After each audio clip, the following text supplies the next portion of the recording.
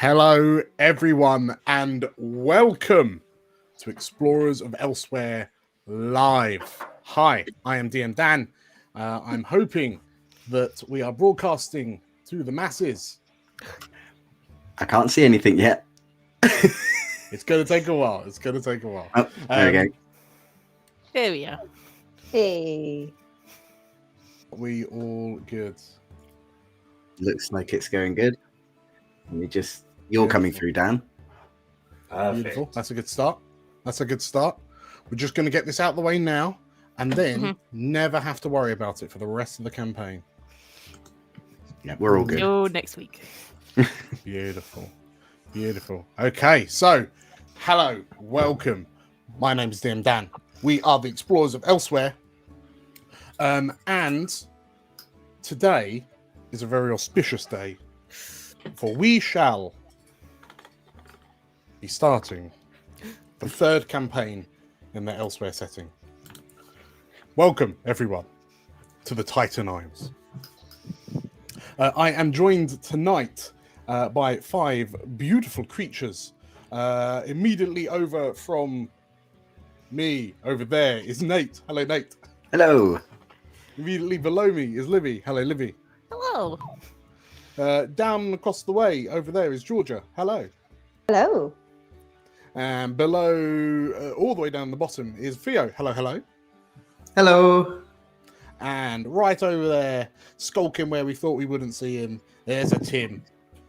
I knew I thought I'd get away with it. Hello. hello. And hello to all of you who are watching.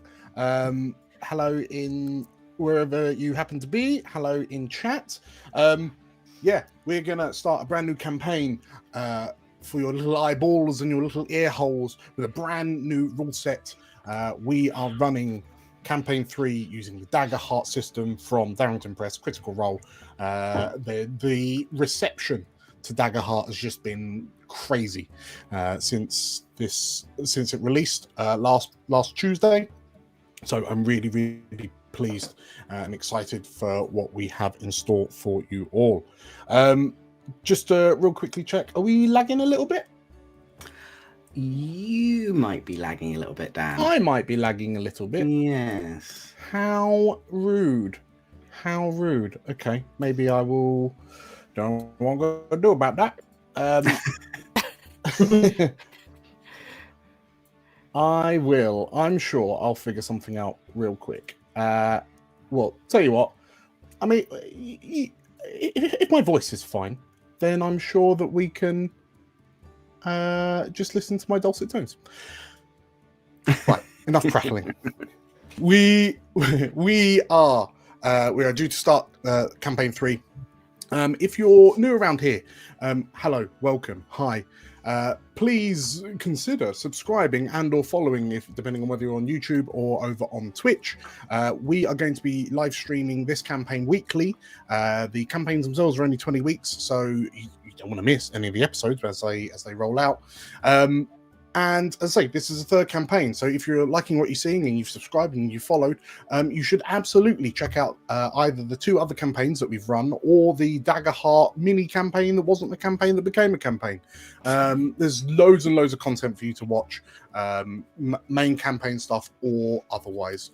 So yeah, treat yourself.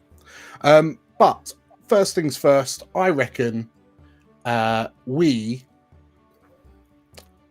just jump straight in with a little title sequence. Are we all ready? Yes. We're ready. Good. Let's go.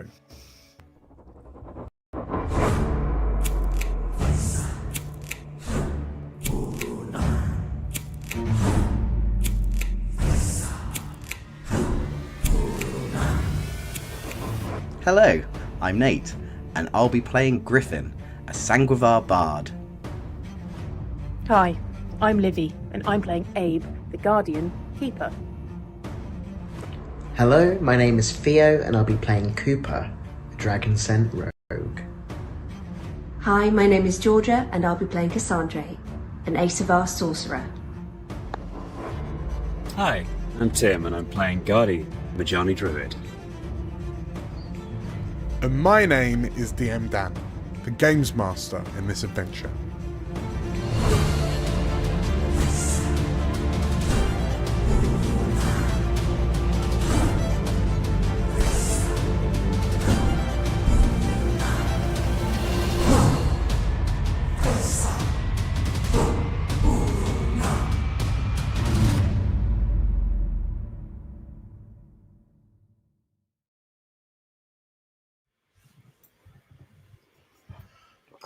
Many people wiser than me would tell you that conflict causes enormous stress and strain on the world, encouraging one to inflict misery and hardship on others.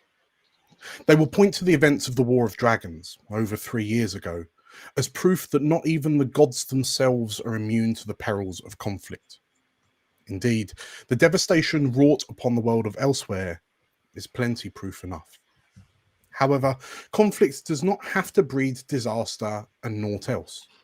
Before the war, conflict would inspire those to reconsider, invent, or consolidate to reach a more beneficial outcome for all. The streets of Dawlishal are rife with conflict that encourage progress, the unusual union of neighbours in one small town. Perhaps more extravagantly, the Titan Isles mirror this conflict as well. A paradise spawned from the energies of the two world spirits, Pfizer and Burunan.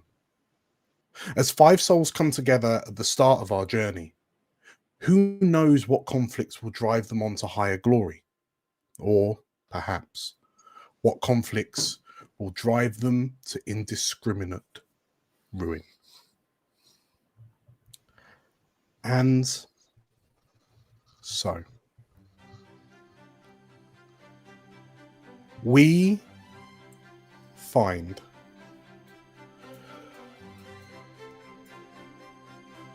in a small little town built on the side of a large rock-like mound emerging from the sea, a sea of gently rolling azure blue. We see a small little town made of light coloured stone to better reflect the near constant display of sunshine that rains down from above. People scurry backwards and forwards, chatting to each other, smiling, waving, wishing each other well as they go about their daily business. And near the centre of the town, in a relatively open plaza, stands 2 vertical columns, between which an intricate sandstone-coloured arch hangs. Beneath the arch and between the columns is a swirling, shimmering miasma, one that occasionally, frequently, flickers to show some other place beyond the veil. And with a characteristic and now familiar sound, 2 figures step through onto the sunny streets of Dawlishal. As the 2 figures emerge and take in the sights, the sun, the first thing you notice is how much brighter and warmer this town, Dawlishal, seems to be than where you've just come from, the bustling capital city of Avamore, decidedly more temperate back in the capital. But as you kind of get over that kind of familiar queasiness in your guts as you kind of steady yourself, having just used the portal, the 2 of you see 2 figures, a Laravel woman who looks a little bit older, perhaps her late 40s, early 50s, stood alongside a tall, slender, silver-scaled dragon scent. And spying these 2 new arrivals, the Asavar, the Laravar woman, and the Dragon Scent man dressed in regal kind of what you presume is a guard's uniform come scurrying over, rushing over to greet you. As they, Georgia, please describe your character to us. Oh, yes, certainly. Cassandra is an Asavar.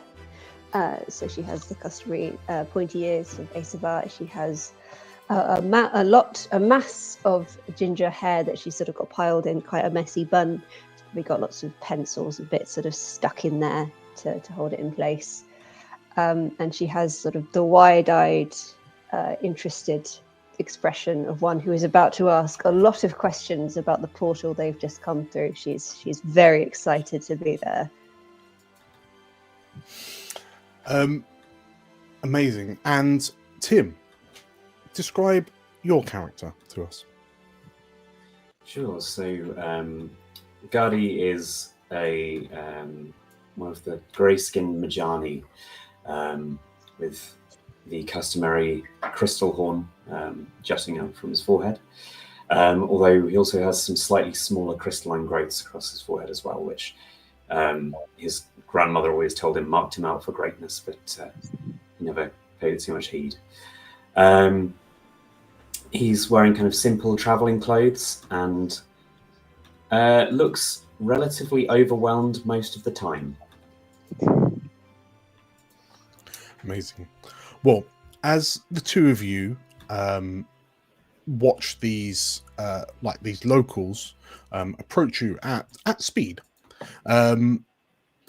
maybe not speed, but they certainly look like they've been waiting for you. The Asavar woman, she is the one who kind of addresses you first and foremost. She kind of takes a very central position in front of the two of you, with the dragon scent stood behind her. And as she sort of like brings herself up, stands herself up straight, you see her kind of flick some hair over her kind of pointed ear, and she smiles. It's a genuine smile. Hello, welcome to Dawlishal. Thank you for coming. Thank you for responding to our missives.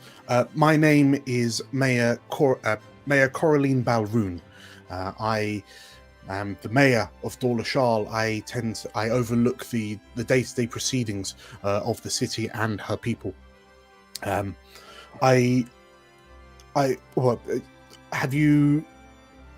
you been explorers long? She says, and she looks like she's not entirely sure how to sort of like hold a conversation. Perhaps the mantle of mayorship is still slightly kind of odd to her.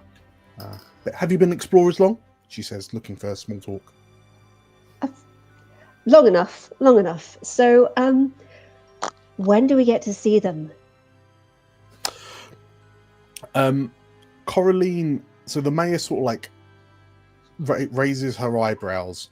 Perhaps her suspicions, her sort of like expectations of what explorers would be like, seemingly proven. And she sort of like turns her head to glance at her companion. So this tall, slender, silver-scaled dragon scent with this kind of luscious mane of kind of sun yellow hair cresting from the top of his head, emerging from the tip of his tail that swishes around, sort of like around his ankles, almost in a metronomic kind of way. And sort of like one hand clasped at the small of his back, he gestures with his other. Well, I'm sure there will be time to, soon, absolutely. But perhaps you would want to get yourself slightly settled in to the town, see what we have to offer. It would be wise not to want to hurry too quickly, he says. And you notice him glance slightly like northwards, towards the sea, and as you kind of follow his gaze over the rooftops of the buildings that kind of tower above you, you can see the peaks of some of the like mountains that are emerging from the Titan Isles to the north of you, like across the sea. But curiously, perhaps worryingly, especially maybe for you, Cassandra, is that as you look north, whilst here in Dawlishal the sun is beaming, the breeze is gentle, there's this the warmth tingles your skin. The skies over the Isles are tinged with a dark violet, like a violet darkness. Peals of pink lightning racing through the heavy clouds overhead. There may be some issues with sending you right now, the Dragon Scent says, but as soon as it's safe, and as soon as it's safe, I'm sure we can get you on your way.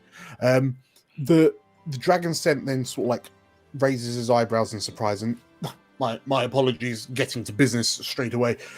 My name is Captain Thaniel Hastings. I am the captain of the guard. So whilst my colleague here, whilst the mayor looks after the people who are doing what they're supposed to be doing, I am primarily in charge of the people who are doing what they're not supposed to be doing. And like, there's this self-righteous kind of importance on his face, like he holds his position with pride as he kind of gives himself almost a very curt nod. And I'm sure we can...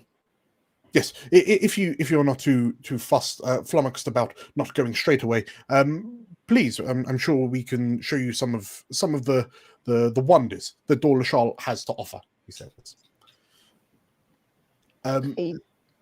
You called us here specifically for a reason.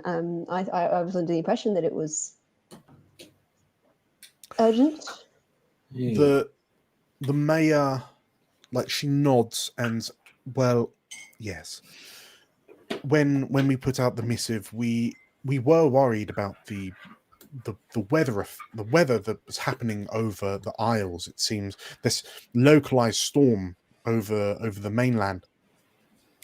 It was already pretty violent when we submitted the Explorer missive to Avamore, but in the week or so since we posted that missive, the storm has been getting steadily worse. Unfortunately, our harbour master has decided that no vessels are allowed to head to the mainland. The waters are too dangerous at the moment. When the storm quells, we will make sure that you are on the first ship towards the mainland, if that suits. Spirits bless you for your hospitality, but we're not here as tourists. Yes, I understand that. I appreciate that. I thank you for your for the speed in which you've responded. But I worry that if I were to put you on a ship to the Isles now, I would be sending you to a early and watery grave, and that is something I absolutely do not want to happen. So, please, we're hoping that come the morning, the storm will be somewhat more manageable. But please, if you follow me, we've set you up with some lodgings at the local inn, and we'll make sure that we are in direct contact. So as soon as you're able to travel to the mainland to investigate this phenomena, you can. Please do. The mayor sort of like smiles, nods. It's clear that she kind of her face says she realizes that the urgency of the missive, like summoning explorers to Dawlishal to investigate these storms, it was quite an urgent missive. But yeah, you Cassandra, you certainly kind of acknowledged that she is a woman that seems to have seems quite a little bit po-faced, a little bit egg on face, because actually you've arrived here and now she can't send you. But she smiles at your acceptance and please follow me, she says. And as she leads the two of you away, northwards, so, in a northeasterly direction, we turn to two more figures stood on a jetty looking out to sea, which again the sea gently laps against the docks and the piers. You can see an impressive number of sort of like fishing vessels, primarily fishing vessels that are all moored up here on the harbour. But you can see that there are also a lot of dock hands that are just kind of idling, sat around on boxes and barrels, kind of gossiping or just sort of like wasting time for all except whiling away the time. You can see a number of bored fishermen sat on the edges of their boats, rolling their eyes and tutting, as eyes venture north to this roiling purple storm that dominates the mainland to the north. And two figures that stand out from the locals of Dawlishal, like the fishermen and the dock workers. Theo, describe to me your character. Cooper is a copper-coloured dragon scent. He has he's wearing a diagonal vest with like lots of different colours, with a white undershirt, shorts. He's not massively tall for a dragon scent. I think they stand a bit taller, so I'd say they're about 6 foot. So I think he stands on level with his companion. He has what is left of 2 horns, like kind of like they look like they were like ripped off at the top of his head, and a mane of red hair, which is like slightly graying at the tips. And in terms of his coloring as well, even though he's like copper colored, strangely something about the way like the light shines on his scales, it looks like he always has a permanent 12 o'clock shadow.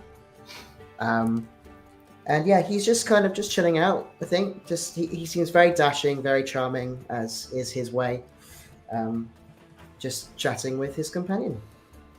Okay. Well, speaking of said companion, perhaps slightly more energetic than Cooper. Nate, describe to me your character. Griffin is an Asavar, but he has obviously one of the most striking parts of him is the fact that he has red eyes, marking him as a Sanguivar. But he has sort of dirty blonde, sort of billowing hair that goes over sort of one side. That sort of is opposite, sort of like a very closely shaven part of his head. He's wearing sort of noble clothes, but it's obvious that he's been wearing them for a very long time. They're quite worn. They've got patches over them. Not really knowing whether or not he had these to begin with, whether he stole them, whether he got them somehow, no one really knows, and he's not going to tell them really. But he's sort of kind of slightly hopping from one foot to the other.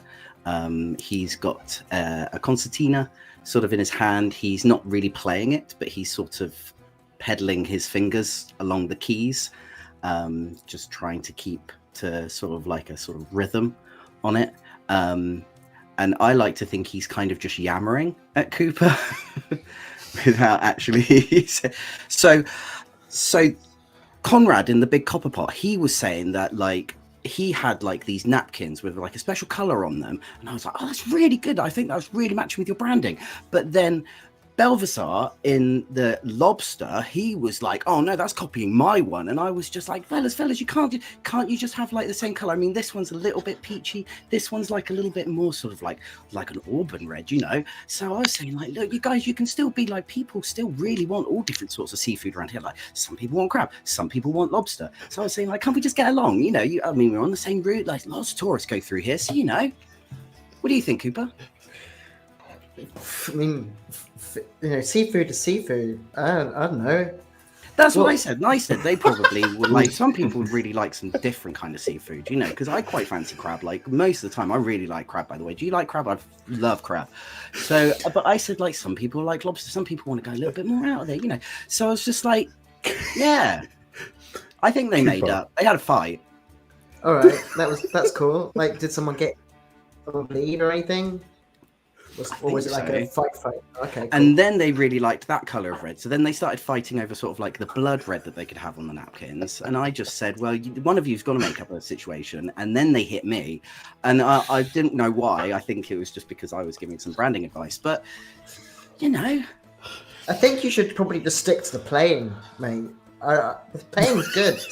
I know, yeah, I like that, but I was kind of thinking that I could probably branch out into something else, you know, because playing can only get you so far. Maybe I could, you know, sort of do like restaurant branding. I think that would be quite fun. I've seen like the barrel around the corner. They're starting to do like little umbrellas. I think that would go really great, like everywhere. When the GM can't even sidestep back in, my heart bleeds for Cooper. Cooper, as Griffin is just sort of like bombarding you with this like stream of consciousness, you're like, is there anything in particular on the harbour that you're kind of keeping an eye on? Either in the harbour, are you perhaps keeping an eye on the storm, or what's? Because I'm imagining some of your answers to Griffin are just the sort of like, that you do when you're on the phone. So is there anything particular that's actually got your attention? He's definitely like half listening for sure. I think he, after the time he spent with Griffin for the last few days, maybe weeks that he's been here, I'm not entirely sure. But you know, he's got used to Griffin. He doesn't mind him talking. Doesn't always have a response, but he's like it's nodding, okay. He's probably more interested in what's going on in the harbour, just in regards to having finished a job recently with the pirates here, and just keeping an eye out to see if there's anyone he notices, whether he should be, you know, keeping a bit of a lower interest. Like, does he need to go inside somewhere with Griffin, or is Griffin causing too much attention? That's usually like his thing. Sure. You know. Well, in which case, as you're kind of keeping an eye out across the harbour in general,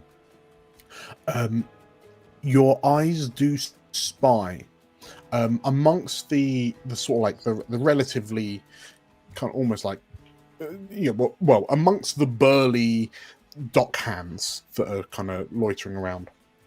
You do notice this small little kind of waif of a Lorivar, who's kind of wildly out of place, thanks to his sort of like clean clothes, like his bright clean clothes, and this sort of like almost like a clipboard of sorts, and a big kind of feathery quill, and you spy this young lad kind of going from presumably what it looks to be is from like boat captain to boat captain, and he looks quite sheepish and timid, because every time he leaves one of these groups of sailors, it's always to the sounds of like despair or like upset, frustration, like they start like jeering and sort of like waving fists at him, as he sort of like scurries away before there's any kind of like physical retribution.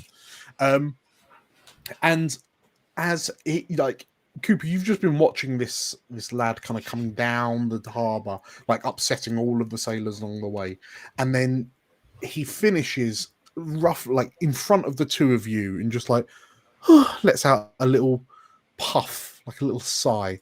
What's up? What's up? And Tell us. and What's up? the harbour master turns to you. You, Cooper, you know this lad to be called Montague. He, it's perhaps, Cooper, perhaps with your years of experience, it's clear that this lad has been gifted this job by virtue of not out of experience. He was kind of in the right place, right time kind of thing. Is he a Nepo baby, Dan? He might be. It looks like, yes, it looks like he was certainly carried here on someone else's coattails. Sure. But yeah, Montague just he lets out a little sigh, turns to you, and you see him sort of adjusting the little kind of magnifying lenses attached to the side of his glasses. And as you ask him what's up, how he is, Griffin, he turns to you and I just don't understand why they're so upset. I mean, it's the same thing that I told them yesterday. The storm's getting worse. So there's just absolutely no way that they're probably not even going to find any fish out there if they did go out. But no, it's my fault that there's a massive giant purple thunderstorm over the island. Of course, it's my fault, just because maybe it's because I'm wearing purple. Maybe that's why, he says. And just, you can see he's trying to, release all of this frustration. And then he does a little tiny pathetic little stamp of his foot on the floor. And then I'll cheer up, little Monty, I mean, yeah, it's big cloud, big scary, woo, don't like that. But don't worry, it will soon pass. It always does. We've seen a couple of these now. They always pass. He nods. Well, I hope so, because if the storm doesn't pass soon, then all of this lot, he says, gesturing wildly to the dock hands, they're probably going to riot. And I've already got enough of a handful looking after all the pirates over on dockside. I don't need this lot causing trouble as well. If you do, maybe if you have a moment, if you could head over to the Sailor's Sanctum, please. Someone needs to get a message through to Renangar that these storms just have to stop. I mean, the sky is his domain. I don't know why he's not sorting it. I've got too much work to do, he says. And sort of you see him, he's leafing through pages, manifests on his clipboard, and then thank you, he says, quite sincerely, and then you see him sort of skulk off, his shoulders dropped a little bit as he's just clearly exhausted from the gauntlet of angry dockers. And as the two of you watch him go, there's a near just over to you, the largest ship in the dock. It's a large kind of 3-sailed bark that's docked on the far right kind of jetty. You see, stood at the sort of the entrance, there's a gangplank from the jetty, a fixed kind of gangplank from the jetty to the side of the ship. And leaning against the door frame, watching Montague kind of scurry off, you see this large kind of burly looking bearded wolfkin man. And Cooper, you've been in Dawlishal for a little while, right? Mm-hmm. Yep. He sort of waves over to you, and you recognize the silhouette of Matteo Brevetti. He's the kind of the innkeep of the Windward Peregrine, which is the large ship that's moored up in the docks, which has now been converted into a inn-cum tavern. He kind of gives you a little wave, having just kind of spied you, having seen Montague kind of storm off. And he kind of shouts out to you, "Hey, Cooper! You coming for a drink later?" Of course I am. I'm on holiday. So, he says this in a very kind of, I wouldn't say aggravated tone, but it's I've been on holiday for a bit too long now. He's like, I'm on holiday, is what he tells everyone, but he's not. He's not on holiday. He in which case, sort of like as you kind of give him an affirmative, he sort of like gives you a big thumbs up, and then you see him step into the ship, like the main. He steps into the ship, which is now the tavern. And as the two of you sort of like turn your attentions back to the now very disgruntled dock workers, quite far away from the sea by comparison, all the way in the southwest corner, stood on a ridge overlooking this sprawling little town called Dawlishal, stands a solitary figure. Like you're on a path that leads down into the town proper. Livy, describe your character to us. Abe is very, very tall, very, very wide. He is a sort of older, grizzly keeper. He has sort of the stereotypical keeper horns, but they're a bit more sort of ram-like. And the most telltale sign of him being a keeper is he's got big old goat legs that he's stomping around on. The best way to describe him is weathered, I would say. And he's standing sort of on this path down, looking over the town and looking up at the storm. He has a sort of mug that he's obviously brought with him of hot something, coffee, alcohol, who knows.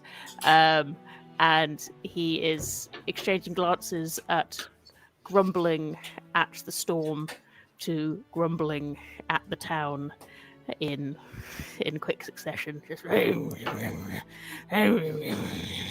sort of drinking his coffee as he's kind of making his way down the hill in a sort of slow but determined walk, I would. Sure. Well, as you're making your way down, you've learned that this, like the southwestern corner, like the southwestern chunk of this town, is known as Moundside, and it appears to be, from what you understand, it appears to be where all the rich noble of Dawlishal have set up here. The houses are large, they're extravagant, they're excessive almost.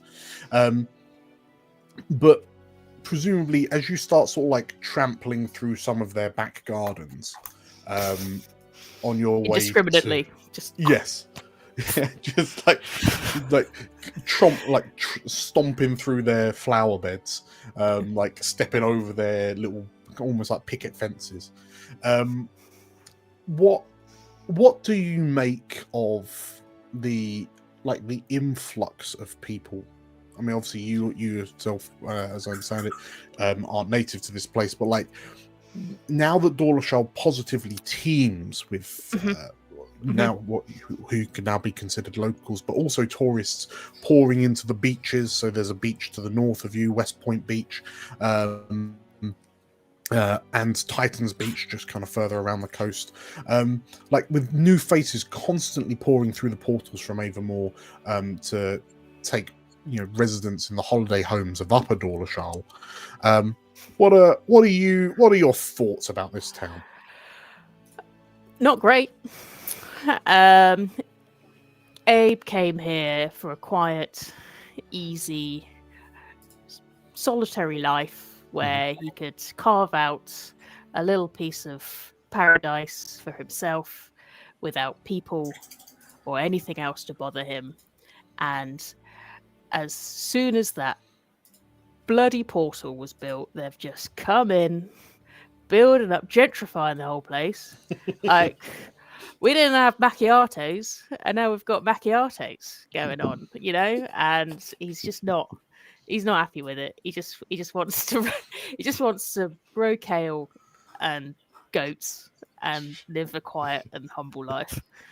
And Sure. all these bloody rich people are coming in, building their holiday homes. They only stay here like 3 times a year. They don't even pay taxes. Okay, so as you're sort of like grumbling yourself to yourself, and you make your way onto the main street, which you know that the locals have dubbed this street that runs from sort of like the western edge of Dawlishal all the way, so the southwestern corner of Dawlishal all the way to the northeastern corner of the town. They've referred to it as the Noble's Knot, which as you kind of move away from the like the sneering posh folk whose lawns you've trampled, like you understand that the name of this road is a bit of an in-joke from the sailors that formed the expedition that's founded this town, because primarily the Noble's Knot is not quite a nautical mile in distance, but from what you understand, the frequency with which nobles would ask, "Oh, is that a mile? Are we there yet?" The fact that this isn't quite a knot seems quite, it's just a joke at the nobles' expense, and you're not entirely sure if the nobles know that Probably it's a not. joke or not. They don't understand. They They just saw probably- the word noble and thought, "Oh yeah, that's me." Yes, exactly. So Abe, as you make your way onto the Noble's Knot proper, where is it you're heading? He is heading towards the bay, or the seafront, to take a look and see, because he's waiting to hear what is going on with this storm. He's got stuff to do, and they're all a bunch of layabouts, so they're probably not, doing what they need to do. Sure. Okay. In which case, as we kind of follow Abe as he sort of like trundles down this not quite nautical mile long road, with the crowds sort of like parting around this sort of like this giant of a keeper's. Have you got your axe with you, or is it just like the shield? Or what are you carrying with you? He's not got his axe with him. He just has a big old cup of coffee. Sure. Just a mug of He's just brought it in. He's just brought it down from his house because he ain't paying the prices in town, is he? So he's just bringing it along. Just coming down. He wants to just kind of, when those old guys just look at diggers. He just wants to do that on the ships. Just kind of look at them. Okay. In which case, as we kind of follow behind your sort of like lumbering gait, you're heading along the Noble's Knot. As you're about to turn left to head towards what the locals refer to as the waters, which is the harbour dock kind of area, north edge of the town. You, from your vantage point, peering over the heads of all of the other non-keepers, not even sort of like 100 feet further down the road, you can see the wooden roof of the Sailor's Sanctum, the one primary shrine in Dawlishal that's is dedicated to the Sky Watcher Renangar. But you can also see that, bless her, the shrine tender is desperately trying to fend off sort of like angry patrons who are like dock workers by the looks of it. They're, you can't quite hear exactly what they're saying, but you can hear that there is a bit of a hubbub. As you turn left up towards the waters. Because you know that you'll be searching for the harbour master to find out what the deal is with all these ships. You bump into a Majani and a Lorivar woman. Like a Majani man, it's an Aesvar woman, beg my pardon. And as you sort of collide, Gardy, what is your first impression of Abe? Sprawled on the floor, having been broadsided by an 8-foot man. I'm just. Abe just takes a step. I didn't touch him. I didn't touch him. I keep looking up. So probably my first impression is just of concern about the size of this guy. Secondly, a little bit excited because those are hooves, probably a keeper, and he hasn't chatted to one of those for a while. Thirdly, he's going to want to make sure that you're okay. I'm terribly sorry about that. So you're right there. I say, dusting myself off. Oh, I didn't even see you down there. I'm sorry. Oh God, I didn't touch him. Anyone, I didn't.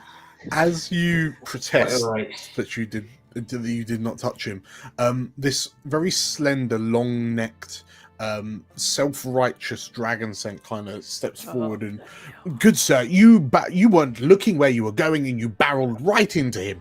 You can't just trample around here like this is your mound tops. You need to be careful where you're going. The captain. It's quite all right, friend. It's quite all right. No harm done. So Nathaniel Hastings kind of looks down to you and as he looks back up, suddenly, despite the fact that Nathaniel himself is quite tall, he is still dwarfed by you, Abe. And as this dragon sense seemingly shrinks back into himself slightly, the mayor Balroon, kneels down and helps pick you up, Gardy. I'm sure it was an accident, she says, gesturing to you. Hello, Abe. How are you doing? I'm fine. I'm just saying what's going on down here. I see you got all the boats and they haven't gone nowhere, have they? No. In fact, well, if you care to join us, we're actually accompanying these two to the water's edge to see if we can find the dear old Montague. See if we can learn what the state of the sailing manifestos look like. Would you like to join us? Well, I'm walking that way, but I won't join you. I mean, I'll be going the way that you're going, but I'm fine walking myself there. I don't need an escort. Mayor Balroon sort of raises her eyebrows with a smirk, and of course not, Abe, she says. I've been here for longer than you have. she sort of smiles and just gesture, steps back to allow you to pass. You're right. And yeah, this Laura looks to the two of you, Cassandra and Gardy, and don't mind him. He's one of the locals that doesn't consider us local, she says. You're bloody not local, are you? Anyway, all right. I just taps Gardy kind of roughly, sort of a crippling on the shoulder, just kind of you're right. Back on the floor. You're fine, all right. Have a nice time, do whatever you're doing. Starts walking towards the harbour route. Should we give him a minute so that it doesn't seem like we're next to him? Or can we just go? Well, I'll leave it up to you to decide whether or not you immediately tail or give Abe a little bit of a wide berth. But we turn to the water's edge. Cooper and Griffin, you can see Cooper perhaps no, maybe it's Griffin. Sort of like as you're excitedly kind of looking around the harbour, your eye catches sight of this towering figure emerging from sort of like one of the streets, and it's immediately clear that this older looking kind of 8 foot plus keeper just isn't used to moving around people like say you or your best friend Cooper are. But yeah, as this keeper sort of like is lumbering towards you, you then see like 2 other relatively colourful figures emerge from sort of like the crowds behind him. And Cooper, as your attention is drawn in the direction of Griffin's, as you see this keeper, what describe to me how you feel as from behind this hulking keeper a very familiar silhouette emerges.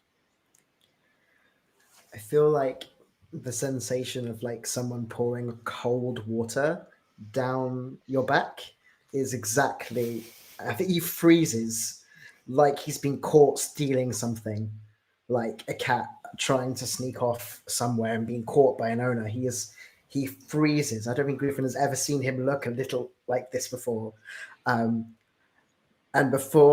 hopefully before anyone can see him or anything else, he just, the most desperate look on his face looks at Griffin and says, "Hide me!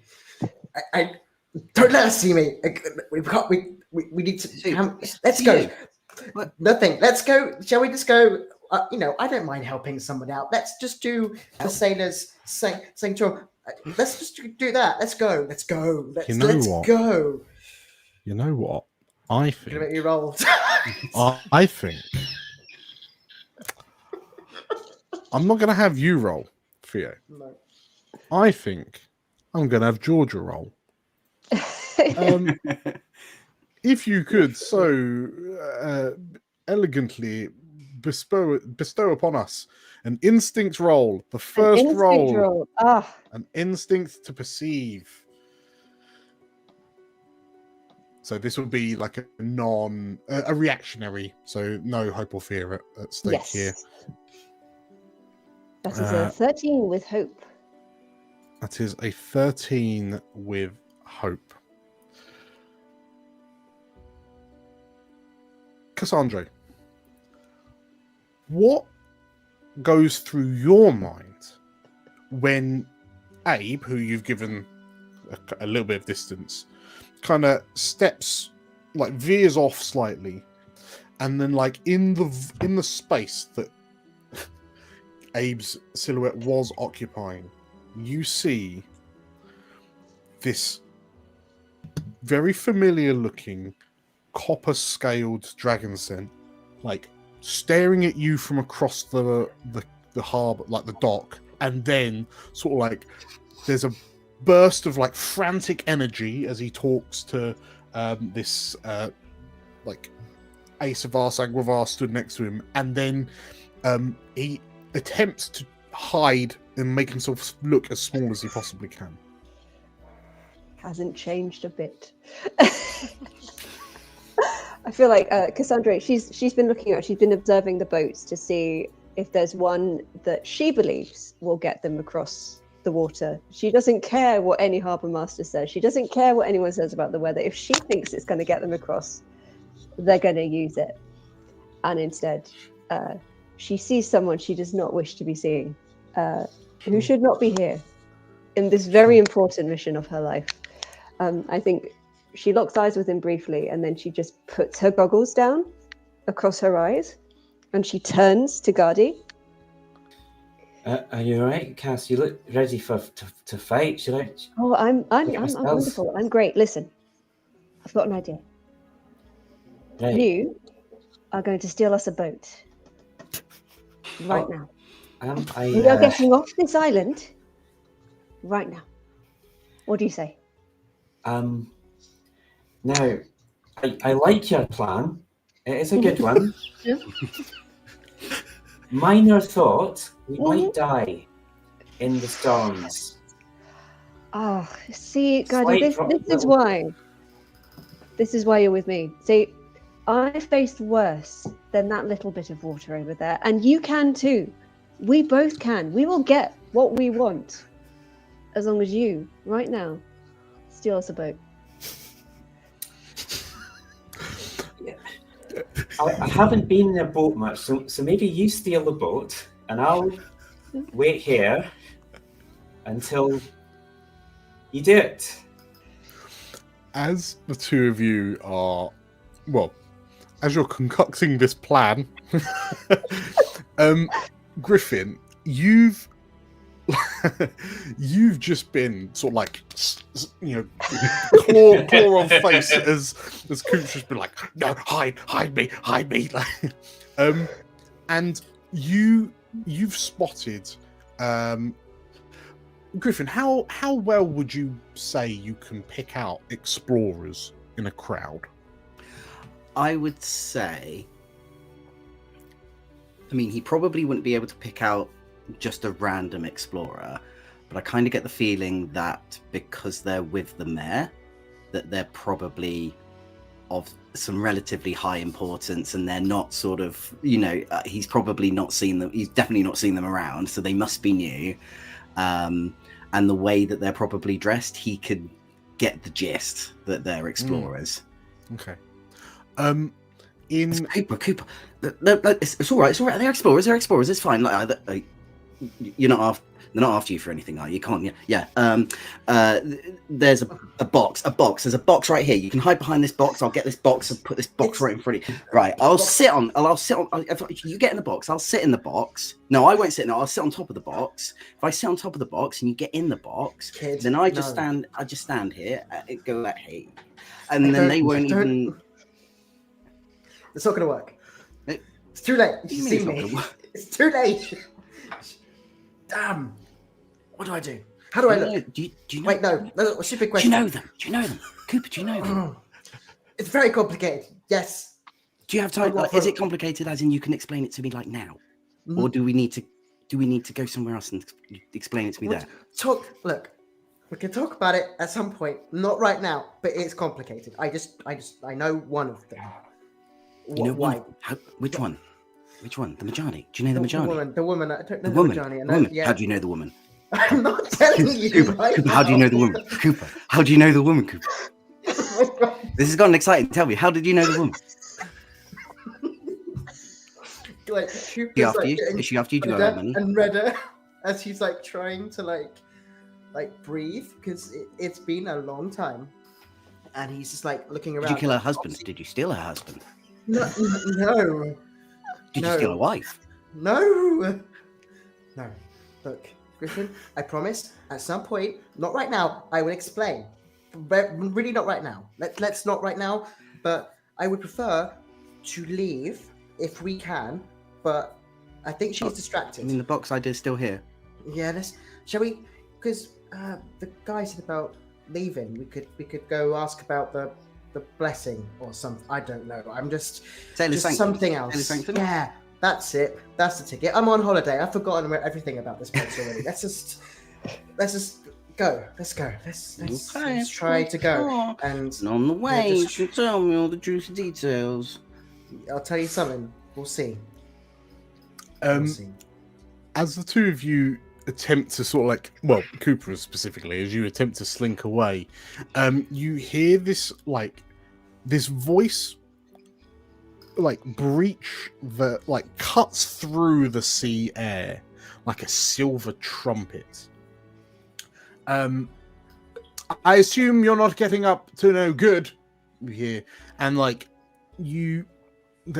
perhaps, I'll let you decide how you're reacting to it, but you immediately identify the voice of Watch Captain Nathaniel Hastings, Captain Nathaniel Hastings, and he's looking over at you somewhat imperiously, and sort of you can't, as you focus on your attention on him, your eyes also kind of tracks back slightly, and you can see Cassandra seemingly scheming with this Majani. It's difficult to tell how on board the Majani is with the scheme.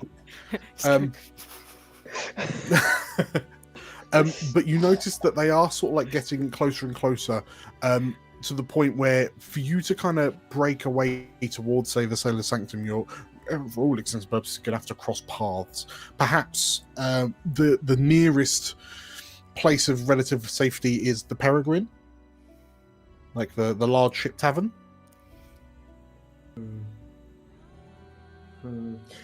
So Cooper does not get on with Thaniel, which would make perfect sense that Thaniel Hastings and Cooper do not get on. You are a person of interest in Thaniel's eyes. He's a person of interest to me, as in I'm not interested in what he has to say or do at all.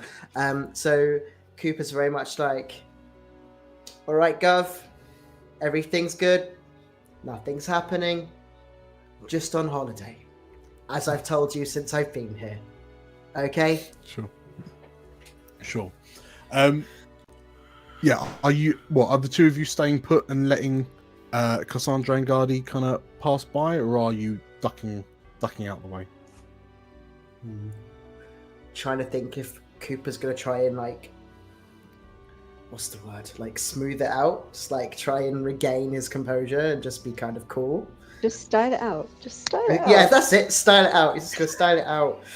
He's just like, oh god.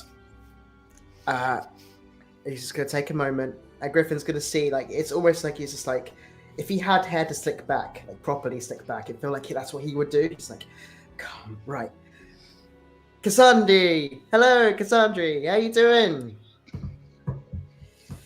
Long time no see. This is my friend Griffin. We totally didn't try and run away. We did not. Hi. Who's your friend? Cass, they might be able to help us steal a boat. Can you help us steal a boat? Yeah, sure. Cooper. Hi. Hi. Long time no see. That's what I What just are said. you doing here? I'm on holiday. What are you doing here? Working. Ah, good. Did do a lot of that. So, are you stealing a boat? Interesting. That was the plan. Yes. Gardy and Griffin. What's going through your minds? We'll start with Gardy first. As suddenly the very air around you turns to treacle. Like a thick, noxious black sludge. I am thinking that these guys need to have a burning ceremony ASAP. I don't know what their beef is. But they got to sort this, like, if we're going to steal a boat, we need to get on with it. We don't have time for whatever this problem is. And I'm probably just, like, awkwardly smiling to Griffin, be like, good to meet you. Hi, I'm Griffin. Nice to meet you. What's your name? Gardy. Are you explorers? Hey, yourself? No. No. But That's no, right. Never. No, maybe. I thought about it, but it's not really my thing. But someone did approach me one time, and I almost said, it felt like it was a little bit of a trick, but it wasn't actually. They were scamming me. They actually just wanted to take my money. But I did get a cool coin out of it in the end of it. But no, not an adventurer. Not an explorer. I don't really want to be one. But it's cool. It's cool that you are. You look really cool. You look like you're a really good explorer. I'd love to see your cool coin. Oh, get it out. And he gets out this cool coin. Oh, I'm like only about 30% listening to Griffin, and the rest of my attention is like on what on earth is going on with these two. Has there been a word shared between Cassandra and Cooper since Griffin and Gardy started talking? Or has it just been silent looks? Just Okay. like deadlock of like stealing a boat. Yeah, stealing a boat. Nothing. as these two just started talking. Griffin, do you? Well, Nate, actually, Nate. Does Griffin acknowledge what may or may not be happening, or has this social interaction gone a little bit over his head in his golden retrieverness? I think it's gone a little bit over his head. He's noticed that something is a little bit on edge, but he kind of goes like, well, it's Cooper. Cooper will be able to get out of this. He always seems to be able to get out of these sort of things. So he'll be absolutely fine. And he is much more interested about this boat that is apparently going to be stolen. Okay. In which case, yeah, as there's an awkward silence that spreads between Cassandra Coop with Griffin and Gardy as spectators. The silence is kind of interrupted by you, Abe, as you've just found out from the local harbour master, this scrawny little runt of a Lorivar boy called Montague, that no, there are no boats going. And what is your protestation that cuts through the awkward silence? What time is it? No.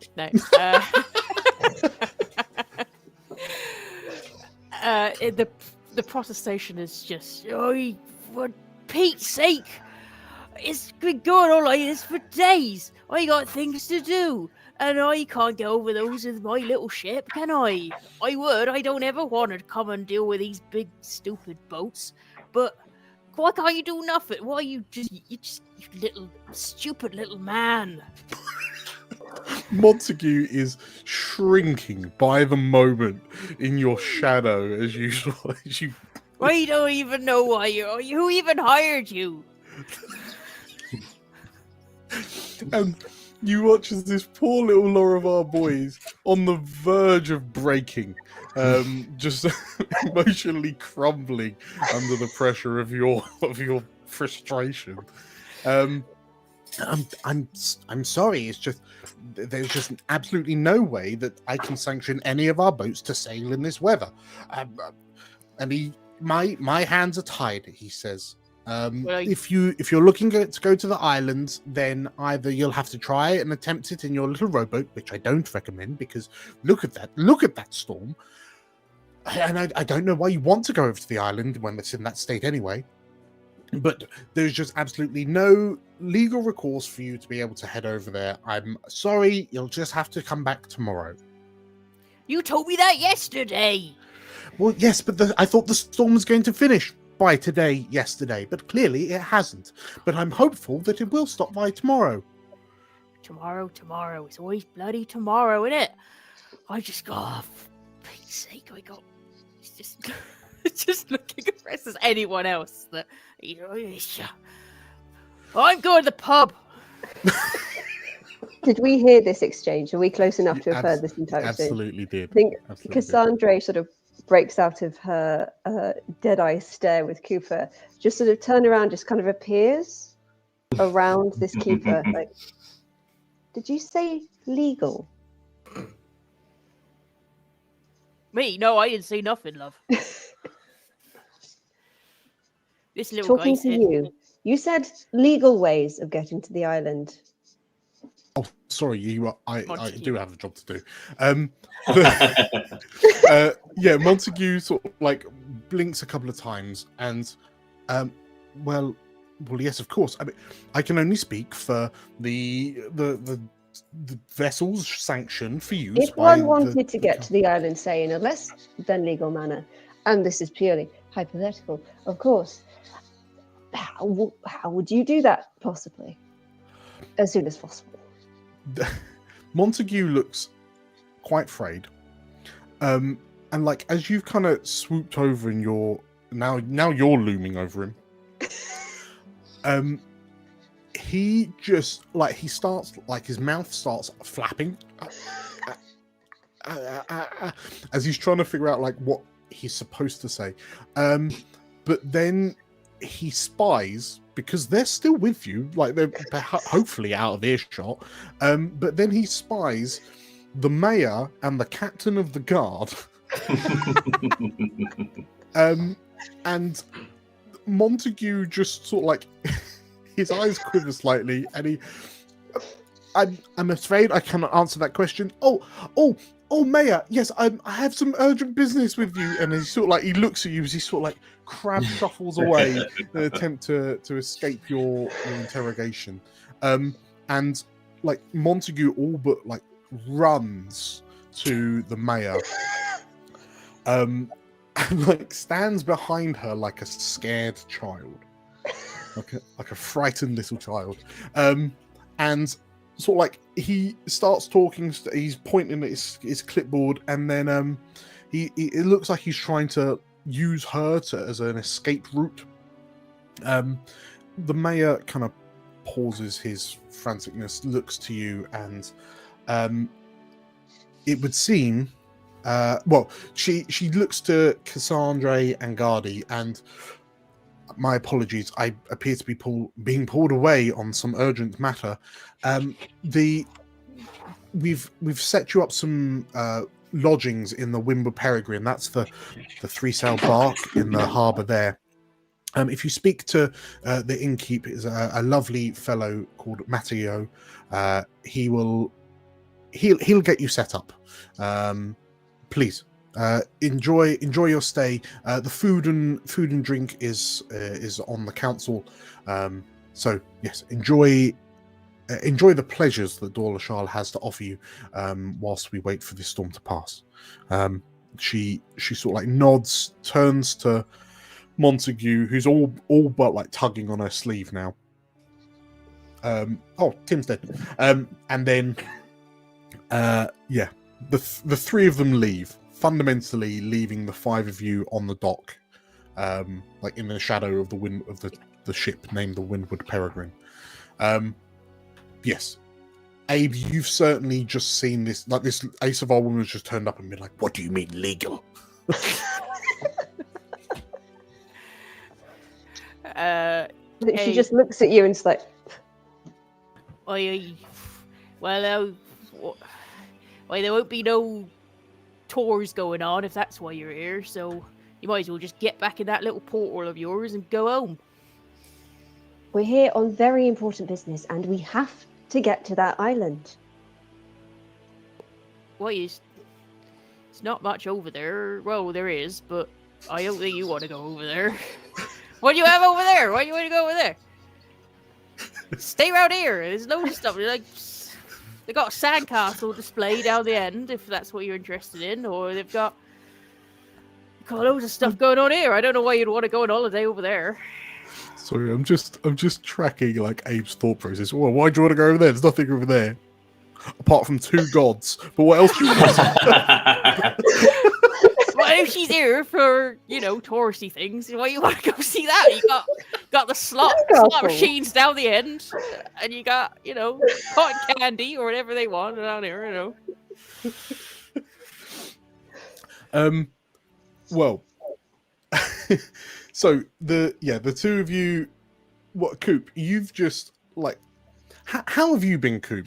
Apart from, because it feels like you might be feeling a little bit suspended in time and space, having kind of seen Cassandra, and Cassandra is now kind of rushed off to interrogate this to interrogate Montague, and is now talking to his keeper. But as you're overhearing, like, what's the plan, you 5? Because the 5 of you've accidentally come together. Well, Abe's going to the pub. The Windward Peregrine to get a drink. That's certainly how he's going. You eat, love. Well, you go enjoy your holiday. I'm off. Is there, between Cooper and Griffin, is there, like, it sounds like both of them want a vessel. Do either of you know someone who might help? Oh, Cooper does. Oh my gosh. Cooper, like, he's thinking about the fact that he does know somebody and then realizes this probably isn't the great idea. But also, if he gives her the information and the support, maybe she'll leave and then he can pretend this information never happened. You're looking for a legal way to get off the island, right? I know a pirate I mean, I say pirate, walking on the line of pirate. She wouldn't call herself a pirate, but anyway. She's great. Very nice. Probably could help. I did her a favor, so she kind of owes me a favor, I guess. I'm on holiday. I don't want to be doing anything else, but if you really need a boat, I could talk to her maybe. She might want some money. If you've got money, she'll probably help. I don't really have anything.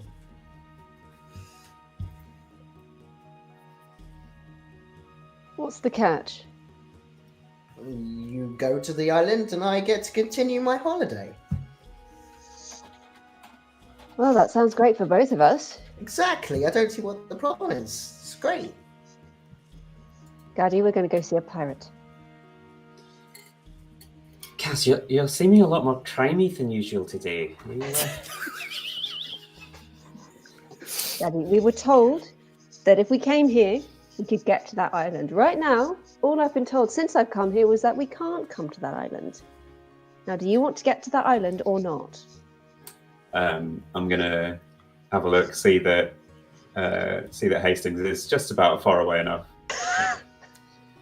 Cass is like, we're going to commit a crime. Let's try and Okay, so, well, Cooper, you know that Elismira usually, I mean, the way the Windward Peregrine is the main kind of tavern hub of the town. It's quite iconic in terms of locations in Dawlishal. And you know that Elismira primarily spends the majority of her day like propping the bar up, seemingly just kind of like earwigging in on, well, perhaps with all the people that are coming and going, her setting up shop in the Peregrine is how she manages to find out a little bit about everyone. So yeah, you know, like as you peer up to the ship and you can see this keeper stomping towards, that yeah, heading to the Peregrine, you'll be able to bump into Elismira. Yeah, I mean, she's going to be in the pub, probably. So I suggest you go get settled into your lodgings or whatever. We can get a drink. I could talk to Ellie, and we leave it at that. Okay. In which case, if everyone's in agreement, pub. Amazing. So we kind of fast forward a little bit, and Theo, describe to me like the ambiance of like the Peregrine in general. So bear in mind, obviously, it's converted from a large kind of sailing ship. But what's the ambiance? What's the like in inverted commas the decor? Either of the Peregrine as a whole, or maybe the little kind of booth that you're in. The booth itself being like a converted, like once upon a time, you can see the cannon hatch like on the wall to your right, and like the benches are built in to replace the cannons for all intents and purposes. Yeah, what's the vibe? What's the decor like? I think, like, in terms of vibe, like, I feel like because it's obviously quite close to the dock, so you feel like it'd be like workers and dock workers would come into this pub, but then it's also marketed to be a touristy pub because of its historical outgoings. Because you've got a real mesh of like locals who live and die by this pub. This is their pub, and anyone else in this pub is going to get kicked out. And then you've got the tourists who we've heard about the famous Peregrine, we want to go have a drink in here, and there's like this real clash all the way through the pub, and you can kind of feel it in the decor. So some of the decor is like brand new and obviously quite gentrified, and other bits hasn't really been touched because the locals will not let you change it. Like Sure. these particular tables, they are crusty and old and were there when the pub was originally opened. But then you've got other tables that have obviously, they're trying to like refresh the pub slowly, but everything about the locals like stand in the way of properly gentrifying the pub. So Sure. I think you've got like a real mesh going on. I think our booth is probably a more oldie-woldy booth. Okay. Yeah, definitely. Okay. I'll also add then that who's who's sat at the table with Coop? Best-est. So Griffin definitely is. Presumably Cassandra is, because this is in aid of boat. Is Gardy at the table with them? Yeah. I'll be maybe standing next to the table. Okay. And is Abe at the table, or is Abe grumbling quietly into a tankard at the bar? Abe will be at the bar. He couldn't fit behind the table anyway if he tried. So he's just standing, kind of leaning, but he knows from previous experiences at going to the Windward Peregrine that he can't actually lean on the bar because he has broken the bar before from leaning on it. So he's just kind of hovering, and they're filled up his tankard, his coffee cup that he's brought in, because it's the correct size. So Matteo knows to fill up his own tankard Sure. that he brings with him. Sure. Yeah, you're paying for two each time you order one. Each time, I order one. Marvelous. Which isn't fair, by the way. You shouldn't discriminate on the size of the man. Unfortunately, my friend, it's just purely based on how much of the barrel you're emptying. I've been drinking here as long as I have lived. It's been here, and I don't know. It's lucky it's you, Matty. That's all I'm saying. It's lucky it's you.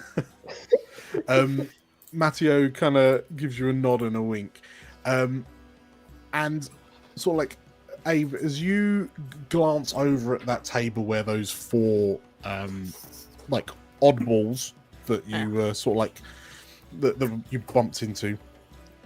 Sorry, that bumped into you. Yeah, they bumped into me. Let's get it right. You can see that the four of them are sort of like sat or stood on one side of the table, and opposite them on the other side of this sort of like table booth she's a face that you would also recognize, Abe. She is a rather athletic looking Asavar woman. She's got her skin is tanned from being in the sun of Dawlishal as much as she is. Her like lilac-y purple hair is pulled back in a ponytail, and there are two shocks of like bone white streaks that are pulled back with the rest of it. She's wearing this sort of like very plain looking like crop top type shirt that it seems to be kind of doing the rounds in terms of fashion. You've seen a couple of the young'uns wearing like half a shirt, as bizarre as it is. Kidney's cold. Exactly. But you notice that whilst the other four, the three that sat down are somewhat cramped, she's just sort of like taking up the whole side of her bench. She's got one foot on the bench next to her, and she's swilling what appears to be a very expensive glass of wine that, from what you've gathered, what you've overheard from the order from Matteo, was the ticket, like the price of entry to talk to her.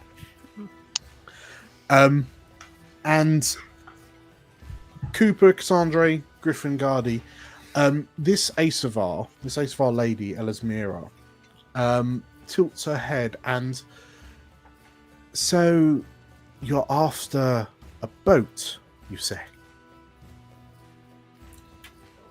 Yes. And you want to sail? You're that desperate that you want to sail to the Isles in this weather? Yes. Marvelous, she says, and there's this sort of like twinkle of mischief in her eyes as she locks eyes with you, Cassandra.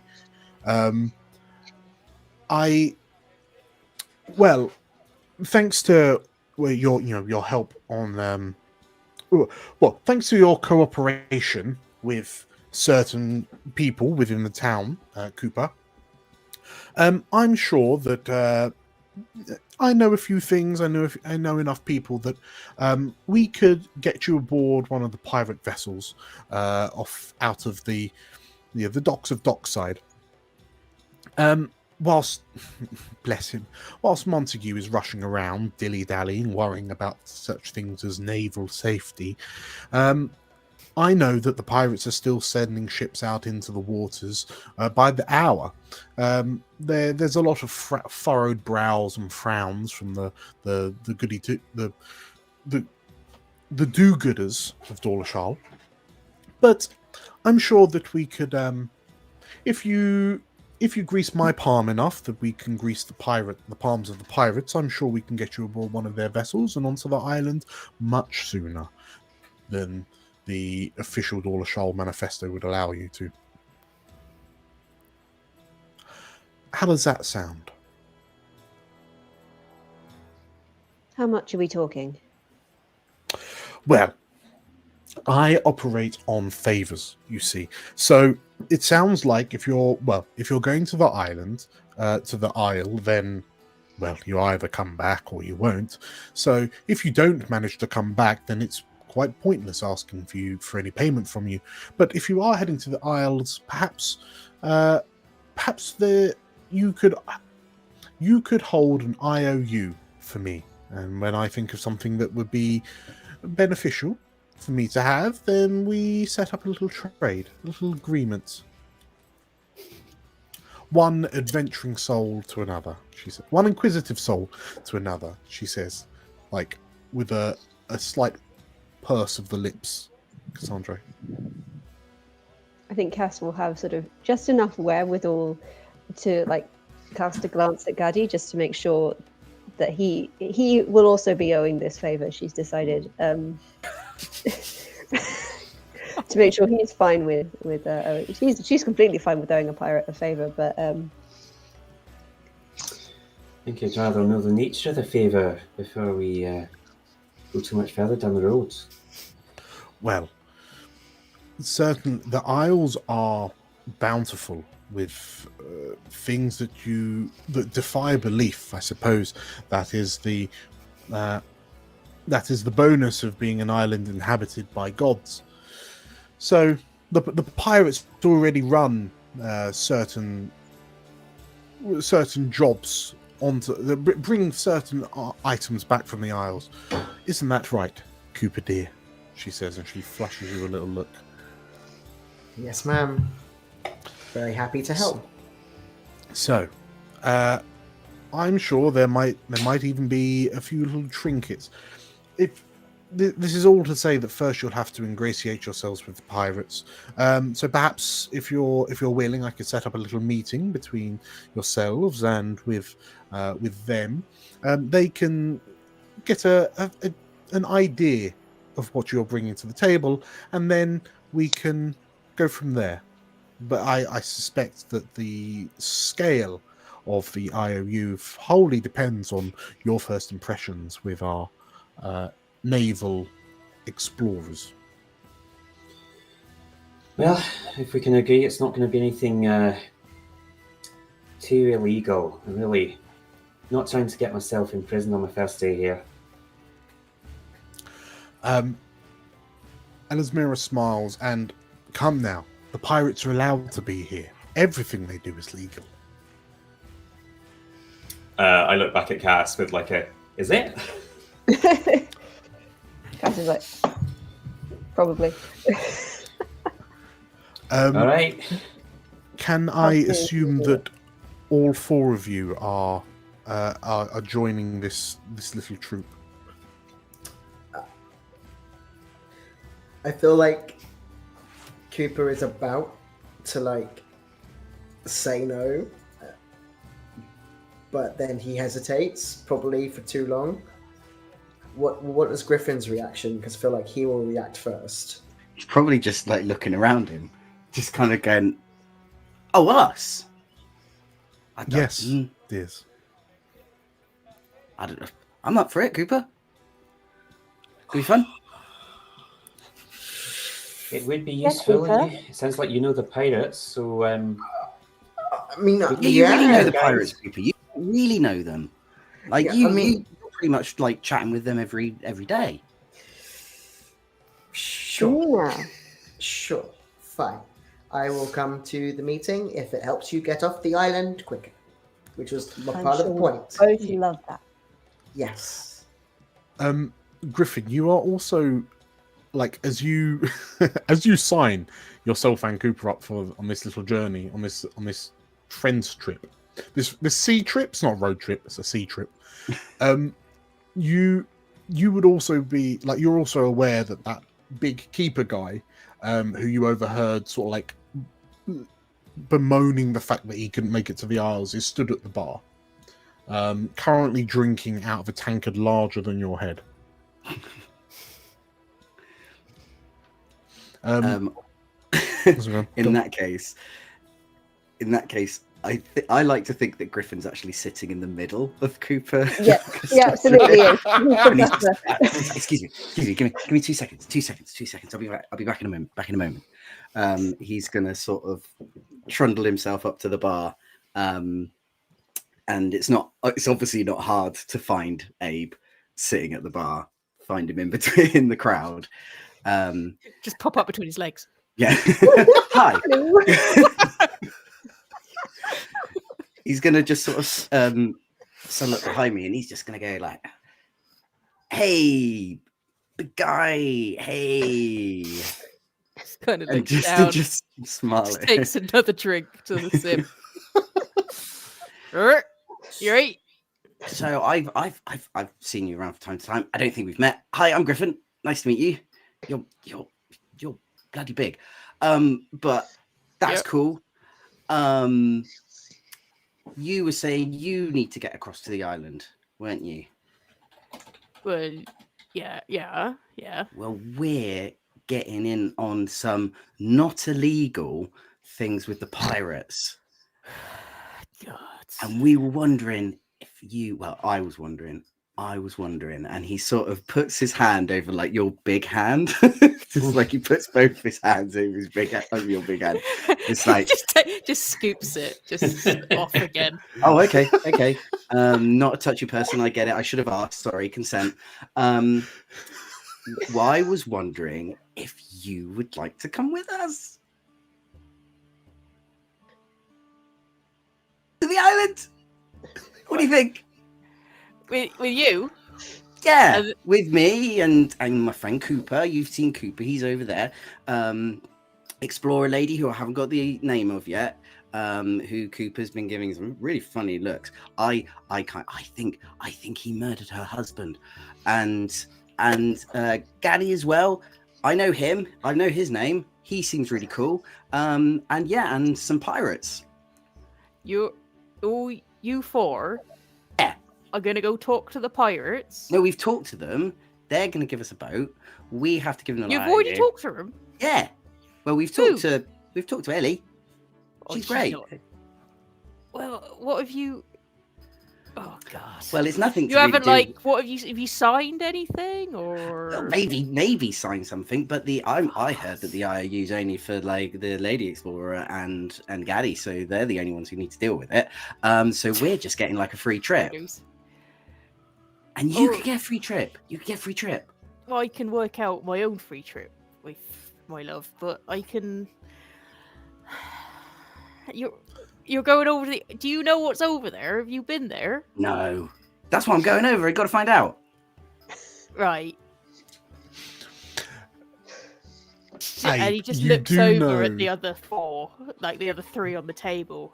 Yeah. He's just there, just looking at them, just Hello. just looking down, and then looking over at Esmeralda, just like, God.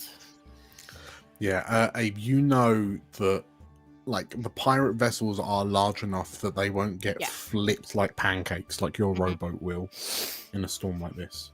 Yeah. Well, if it's the only way, I'm sure I'll come along, but I ain't signing nothing with Esmeralda. She's What's wrong with her? She's got tricks up her sleeve. That one. Oh no! You get on her good side, and she's cool. Oh, you're an expert, are you? Yeah, yeah. Oh, right. So you bloody, you The come over five- here and you think you know everything. Griffin is the 5-minute expert. Wish Yeah. bosh. Job done. Well, are you will come? Well, you talking to the pirates now? Or you already talked to him. Oh, I don't know. And he runs back over. Are we talking to the pirates now? Elismira just sort of like raises her eyebrows and, well, yes, it will be what it will be this evening. There when they retire to their tavern for celebrations of a hard day's work. Okay, he runs back over to him. So it's going to be this evening. They're going to meet in their tavern, and then we're going to go there. So sit tight, and I'll come and get you when we're ready. Cool? Yeah, or you gotta go get some things from my house first. I ain't going without my stuff. That is fair. That is fair. We're going on an adventure. You excited? No. Oh. Why? Amazing. But we'll make it exciting. I'll start planning. Don't make it exciting. I don't want. I'm going to make it exciting. I want it. You won't regret this. You won't regret this. I'm already regretting it, to be honest. He runs back to the group. Amazing. So, in which case, as it sounds like there are 5, Elismira is chaperoning 5 of you to treat with the pirates. She tells you to meet her outside the sailor's sanctum at a predefined time. So effectively, it's like dusk, because that's when the pirate tavern will start to kind of fill up, and then she informs you that the people that we need to speak to will be present at that tavern at that point. So she, with that settled, she thanks you for the wine. You specifically, Cooper, and she thanks you for the wine, and then like pats the back of your hand, just like one time too many, and then with a flash of mischief across her face, she sort of like whips her hair over her shoulder as she kind of scoots out of the stall, and she bids you goodbye, and she just sort of like swans off to a different part of the tavern, and with that sort of like, with this plan in motion, I reckon we're going to jump on a quick break. We'll do a quick 10-minute break, so we should be back at sort of like around about 20 past 9. A little bit of homework for the viewers. Please, and the players as well, during the break, if you pop down your suggestions for the name of the pirate tavern that we're about to go to, and then whichever one takes our fancy will be the name of the tavern. Cool. See you all in about 10 minutes.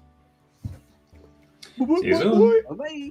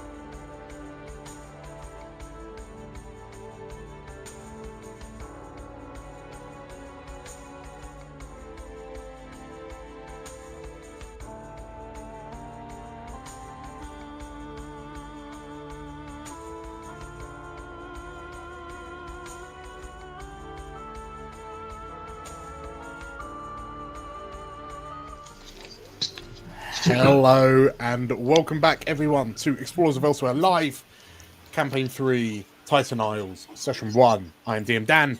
I'm rejoined by Easy does it. these 5 beautiful creatures. And we will be joined intermittently by Tim. There he is. All right. There he is. Hello. So, yes, we just to really quickly recap. We have met our five individuals. They have quite literally collided in some of their cases, and are now bound on a common purpose, which is to gain access to a boat and maybe steal it. So we will jump ahead a few hours to dusk, and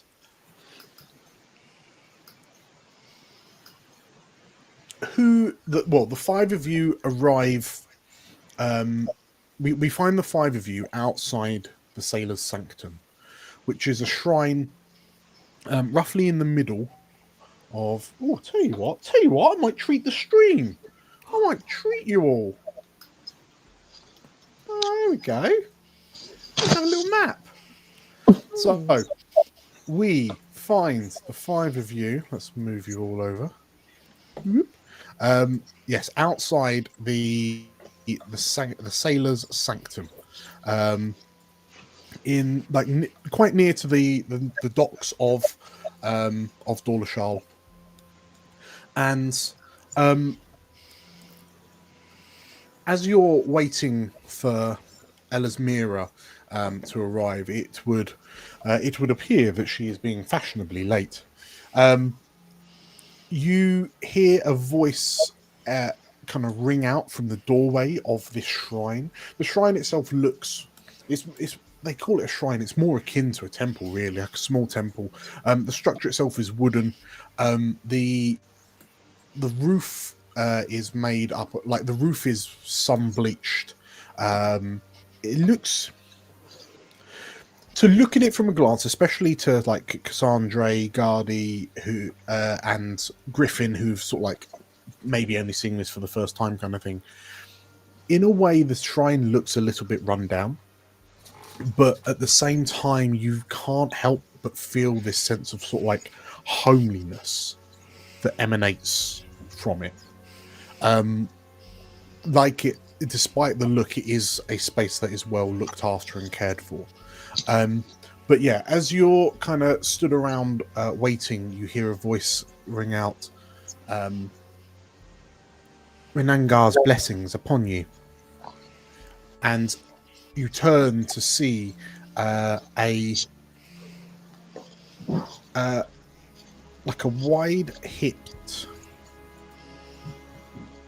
Lorivar woman in a light blue dress, bound by what appears to be like shipping rope, like around her waist. There is like a mantle across her shoulders. There's a golden kind of circlet around her forehead, around her temples, and you notice that the circlet is made of what appears to be sort of like golden, like sea kelp, seaweed in a almost like a laurel, like a sea plant laurel. And the shrine keeper, you immediately recognize her, like Coop and Abe, you would recognize her as shrine keeper Shayla. She nods to you. Renangar's blessings, she says, as she sort of like sweeps some dust down the steps onto the street. If I didn't know any better, I would assume that you were up to no good loitering outside my shrine. I'm on holiday. How many times do I need to tell people that I am on holiday? Shayla... He's very charming about it as well. Like, you know, she knows that he's lying. but it's just what he's been saying ever since he's arrived in Dawlishal. Sure. Yeah, she smiles slightly, and those who perhaps those who haven't met her, you're immediately struck by the tattoos that crisscross her arms, legs, and what bit of sort of like torso that you can see through the slit in the front of her dress.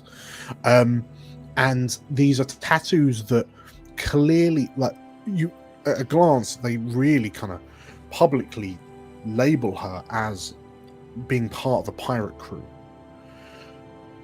Starting with Gardy, which tattoo that she has piques your notice the most, and where is it on her body?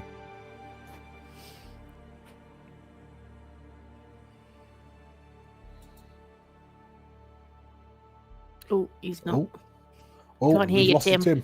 Sorry, does that There he better? goes. There he goes. Good. That's better. Sorry, Hello. everybody. I don't think Gardy knows any of the sort of the meanings intrinsic to any of the tattoos, so it's purely by like his own interest. And there is a large hawk on one of her shoulders. Okay. That has caught his eye. Okay. Cassandra, what tattoo piques your notice the most? Oh, You I also, think- Also on you. oh no. It's a tradition. It's the curse. There The we go. curse of the tattoos. I imagine that's a swirl of storm clouds surrounding like a full moon, kind of on her middle arm here, Okay. and there's like a suggestion of lightning through the clouds. Okay. Griffin? Probably some sort of probably like pirate's code that is tattooed across her fingers. Ooh, interesting. Fia? Cooper? I think that, like, I think with the cut of the dress, you can kind of see that she's got tattoos on her clavicle directing downwards. I think probably in some sort of script. I wouldn't say it was pirate code, but some sort of like maybe like a language that Cooper doesn't recognize, probably maybe from a lost town or a lost civilization. But it's just very striking how it sits on where her dress sits and where it sits on her clavicle. Sure. And lastly, what one does Abe notice? Abe notices on her upper thigh, where the slit is, there is a topless mermaid. Saucy. Very saucy. In which case, yeah, like, it is clear from the art that decorates her body that at some point she had sort of like visibly pledged her allegiance to presumably the pirates that sail out of Dawlishal. And so I'll leave it to you to decide whether you find it curious that she now seems to be this very kind of like mild-mannered shrine keeper of all things, but there is still this sort of like cheekiness that behind her eyes that you can kind of pick up on, maybe kind of reflections of a past life. But yeah, as you sort of like, as you regard her, you hear the clacks of like heel on pavement stone, and you all turn your attentions to see Elismira approaching. And as she approaches, she ever so sorry. There was a little juicy morsel that I had to squeeze that last bit of juice out of. But are we ready to say hello to some pirates? Yeah. So Elismira leads you further up the street towards Dockside, and you notice that pretty much as you pass the Sailor's Sanctum, it's almost as if you're crossing over like a threshold or a border, where if behind you Dawlishal screamed like tourist trap, holiday homes, like putting a clean and pleasant face forward, past the Sailor's Sanctum, everything starts looking a lot more sort of like rugged, a lot more kind of almost dingy. To look at it, for those of you who aren't particularly au fait with them, the town suddenly starts to scream pirate at you. And as Elismira leads you up the Noble's Knot and then turns you right down one of the main streets, she stops in front of what looks to be like a large gambling hall, gambling den that also proxies as a tavern. And on the sign that hangs above the door are two rolling dice, like tumbling together. The more perceptive of you notice that on one of the two dice, two sides, like two faces, have sixes. And in sort of like burn into the wood grain is the name. And thank you to I Am Sweeps, the Bountiful Parlay, beg my pardon. And Elismira sort of like does a false curtsy and bids you enter. You can hear the sounds of sort of like jeering and cheering and guffawing and no goodness. You can hear that like through the walls before you enter, and like it only swells as the door swings open, and you're hit by the mixed stench of like sea air, pipe, like weed smoke, like pipe weed smoke, stale booze of some sort. There's a mix, like hints of like ale and like grog and rum that assault your senses as you enter in. And in comparison to the Peregrine, this place is very cramped. It's claustrophobic. It's quite. I mean, Dawlishal is quite humid at the best of times anyway, but this place feels very kind of hot. Just as like the energy that radiates from all the patrons, who you realise the vast majority are similarly tattooed in a similar manner to that of Shrine Tender Shayla. And the five of you note that like heads are turning in your directions, like there are little side glances from sort of like over the tops of tankards as they peer at you. But Elismira just seems to be almost like swanning through the crowd a little bit. Well, as if she's, this is a place where she frequents, which kind of makes sense from what you understand of her being a bit of a social chameleon of sorts. Start with Livy this time. What decoration hung proudly, like displayed proudly, grabs your attention? There is along the walls what looks like parts of old flags, maybe from vessels that are no longer on the seas, that have been sort of hammered into the walls, like tattered old flags of trophies of various old ships.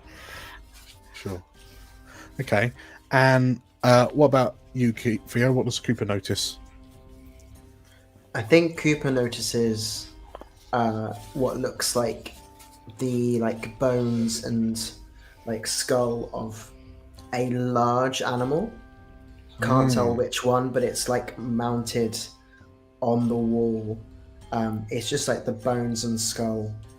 Over the bar, say.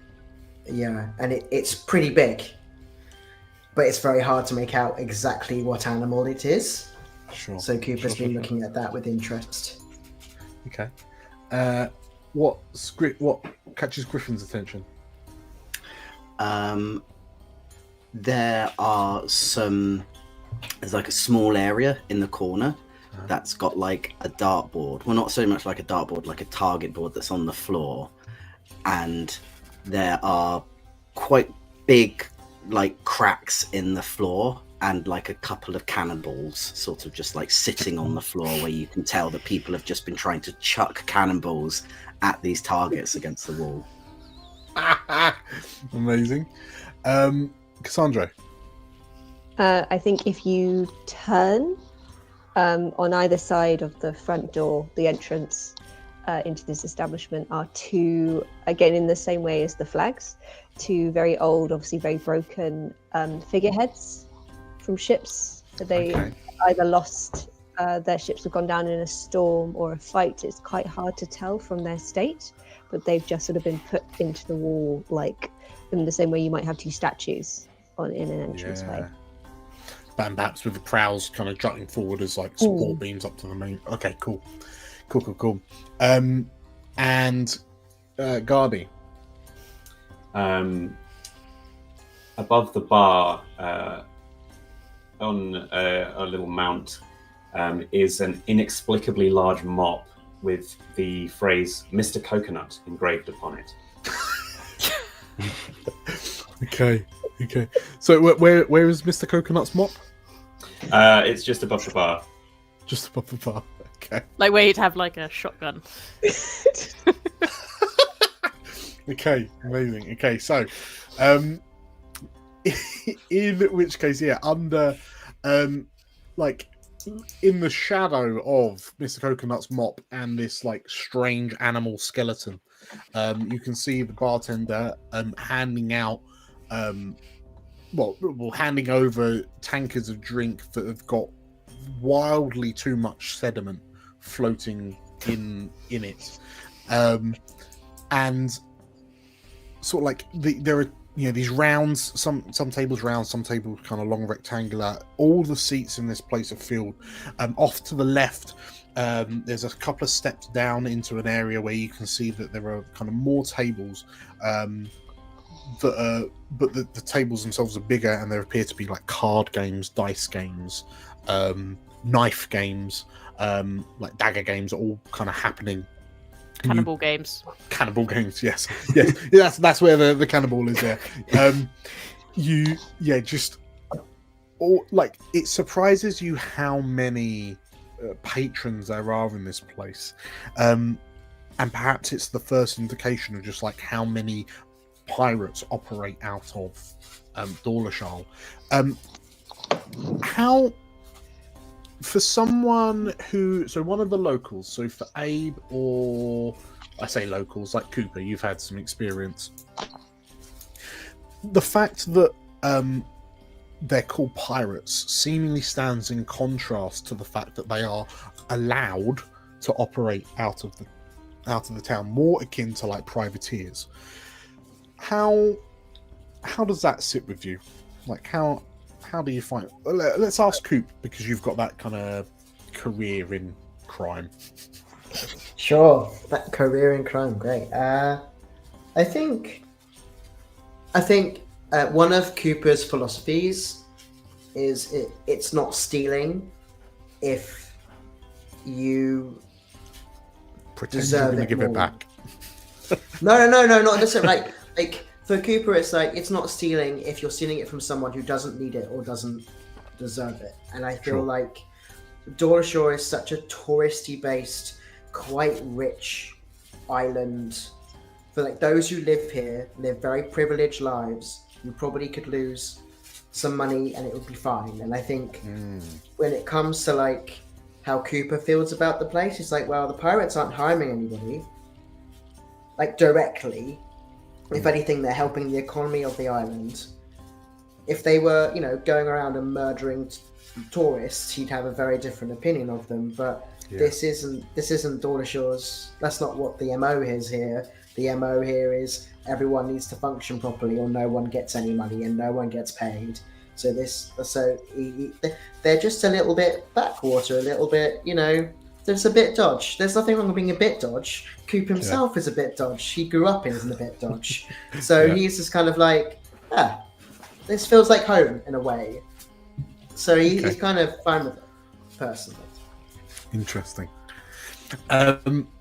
In which case, sort of like as the five of you kind of taking in your surroundings, you spy sort of like on the other side of the drinking like hall. You spy Ellesmira speaking to a couple of pirates sat down at a table, and like she does look. Even she looks a little bit out of place here. And it's curious that like a civilian like her can seemingly just like one moment be in the Peregrine, one moment be here. You also kind of get the impression that like she could just swan into Moundside, like with all of the higher ups, and kind of fit in. They say she's certainly got this like social chameleon where she's just like she knows everyone, she knows everything about everyone, kind of thing. Yeah, she's talking to these two pirates, and like every so often she's gesturing over to the five of you. You can see faces turning to look at you. There's one, there's a sprite, there's a Terran sprite with a decidedly lazy eye, and like you just can't, at any given point, you just can't tell if he's looking at you or at Ellesmira. It's quite, but like he is immobile. He's just solidly looking seemingly in both directions simultaneously. But like he's really kind of, it looks like he's really scoping the five of you out. And then she eventually, Ellesmira returns to you. So yes, it would seem, well, depending on how you address fate, either this is your lucky day or not, she says, and sort of like winces slightly. The pirates are willing to see you, to hear your plight and see what deals can be made to get you to the island. Unfortunately, or fortunately, the person presiding over that decision tonight is, well, it's Boss Umgrinner, the leader of the pirates, the pirate king, if you will. He has returned from a voyage recently, and he's taken up residence in the back rooms, and he will hear what you have to say, and it is him that's going to judge you worthy of his time or not. So, good luck, she says, giving you a little thumbs up. He's a somewhat dour man, but don't let that put you off, okay? Sure. Ellie, lovely. Any other advice apart from dour? Well, I'm quite a choky chap. That doesn't. I don't think that's going to fly this time, right? She thinks about it, and don't stare at him too long. No staring. Is that because of his jaw? His what? Sorry. His jaw. What? He's got a metal jaw. That's what I heard. That he's got a metal jaw. Ellesmira, like raises her eyes. That's why he's called the Ungrinner. Because he don't grin. Because he's got a jaw that's made of metal. That's what I heard. Cooper, again, as a somewhat local, what rumour have you heard about Boss Umgrinner? All that Cooper knows about the boss is that he doesn't suffer fools gladly. Okay. And doesn't talk a lot. Like, for him, actions speak louder than words. It could be to do with the jaw, he can't confirm nor deny, but it is like his actions are more important to him than what you have to say. So, Okay. I think Griffin's been in Dawlishal long enough that he would have heard a rumour about Boss Ungrinner.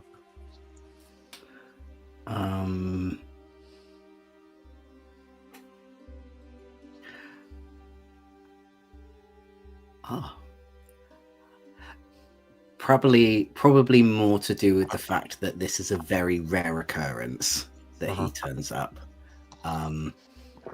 That if he does turn up in Dawlishal, it's usually not for very long. Yeah. Okay.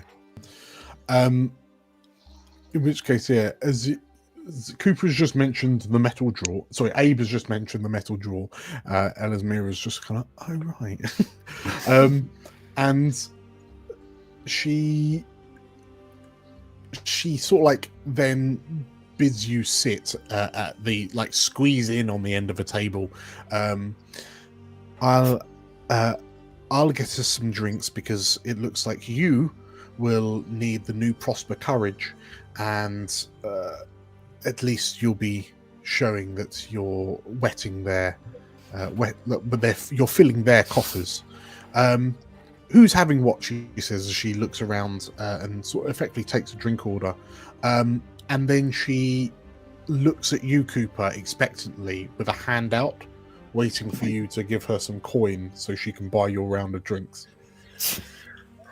I'm on holiday. It's like, this gives her the money, just like, holiday. Will be over soon. Holiday. Thanks, Coop. I'll pay you back next time. Yeah. Okay. Sure. So the five of as the five of you take a seat, like squeeze in around this. It's effectively like a barrel with a round bit of wood balancing on top of it. So it's like a wagon wheel with like planks of wood nailed to the top of it to give you a flat surface. But as you sit down, like the pirates that are already sat at this table, like look at you as if you've just done a drive-by fart. Like they're visibly like scowling at you, like ugh. And as the five of you squeeze in around this sort of like round table, they get up and leave, just leaving the five of you around this table. And while Ella's like, you watch as like Elismira swans over to the bar, and like as she gets to the bar, you notice that she, instead of like speaking to the bartender to order some drinks, she just like starts turning around and starts like talking and socializing with some of the other patrons and being like clapping people on the backs and like, ah yeah, like, you know, as if she does know everyone. But yeah, your conversation. Who breaks the silence around the table? I think Cass kind of looks across the table at Cooper and sort of nods towards the bars. She seems nice. She's fine. Yeah, she's fine. Why? No. You got a problem? No problem. Okay. Why bring it up with that tone? Just imagine all of us are sitting in the middle, just playing doing conversational tennis. Yeah, I imagine you are, because I know I said all the pirates got up, all of them except the one that's passed out snoring. So like camera frame, we're looking over the back, over the shoulder of this passed out pirate with the five of you in a semicircle around the rest of the table. But yeah, there's definitely like conversational tennis going on. What's your take? What's your read on this, Olgardi?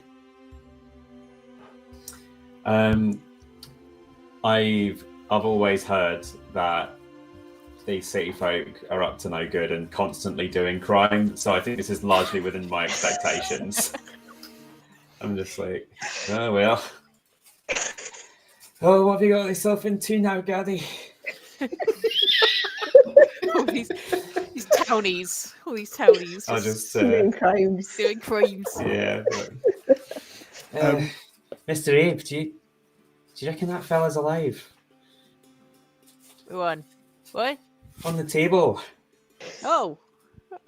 And he As just- you look, there's a like the cheeks flap, and like the bit of his face that's submerged in spilt drink just like bubbles as he. He looks fine to me. Hey, good. Good. Sorry, has there been stony cold silence between Cassandra and Coop since? I feel like the argument's probably still going on. I think they're probably like Yeah. still, but just the passive aggression is just rising. I might. She's nice. Why wouldn't she be nice? Well, I think she's fine. Well, I think she's fine as well. I don't know why. I'll try and Yep. diffuse the tension a bit and be like, Cooper, wasn't it? Yeah. Hi. Look, I don't know what the deal is here, but yeah, Cass is a lovely lady. We've been exploring a lot about each other in the last couple of weeks. really getting to grips with each other's abilities, and I think if you give her a chance, maybe you could join us one time to.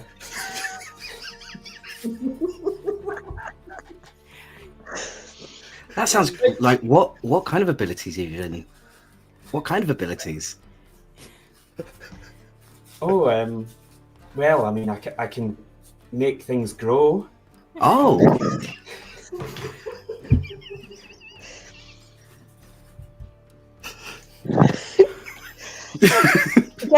Yes, Cardi, we've been having a wonderful time discovering how you can make things grow, haven't we? He's gone. Cooper, are you Theo alright? is KO'd. Cooper, you're going red, like redder than usual.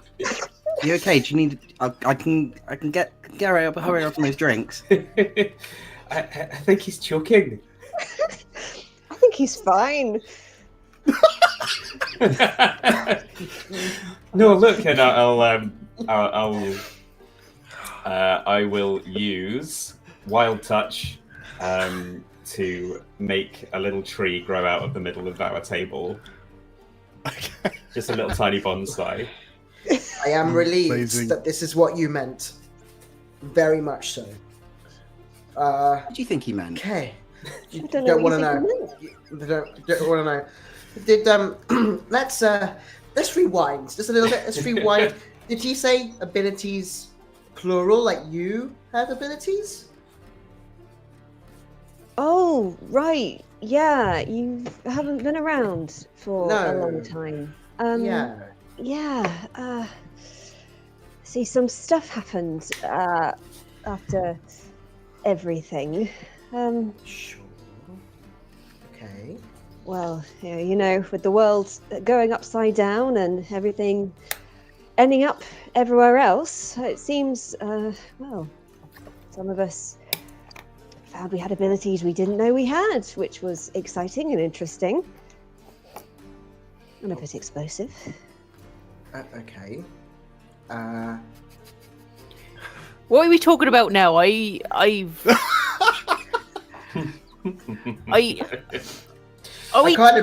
kind of preferred it when it was sexual innuendo, if I'm completely honest. Are you Very all having strange. sex with one another? Have I Oh, is that- have I joined like a weird club and I'm not interested in any of you, I'm afraid. Cooper, is that I what think he's I signed might up have for? got. I think I I don't- got. I I don't think so, but I'm not No. entirely clear anymore. Okay, look, okay. I'm just gonna say this now. I used to be married to Cassandra. That is why this is weird. Oh.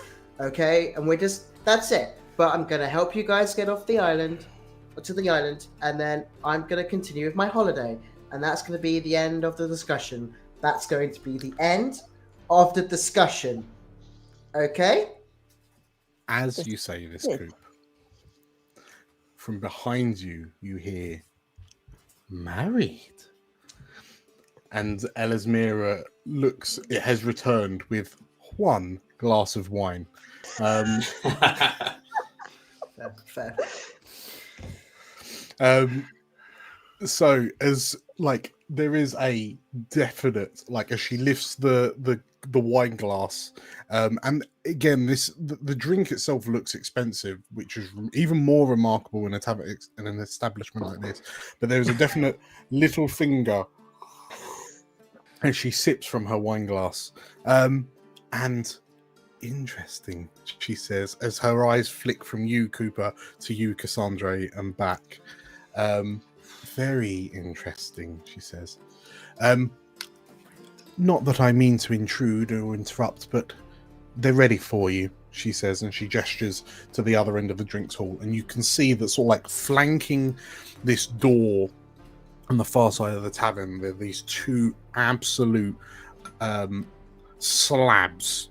They're both Lorivar, one man, one woman, but they're just sort of like doing the best sort of like bouncer impression either side of this door.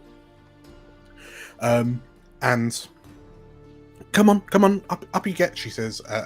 Elismira says as she chaperones you towards the back. And the five of you are acutely aware that like the closer you get to this back room, the more heads are turning to watch you as you head to, presumably, the boss's room. And Elismira sort of like takes point. Hello, darlings, she says. She curtsies to the two bouncers. She looks to hello,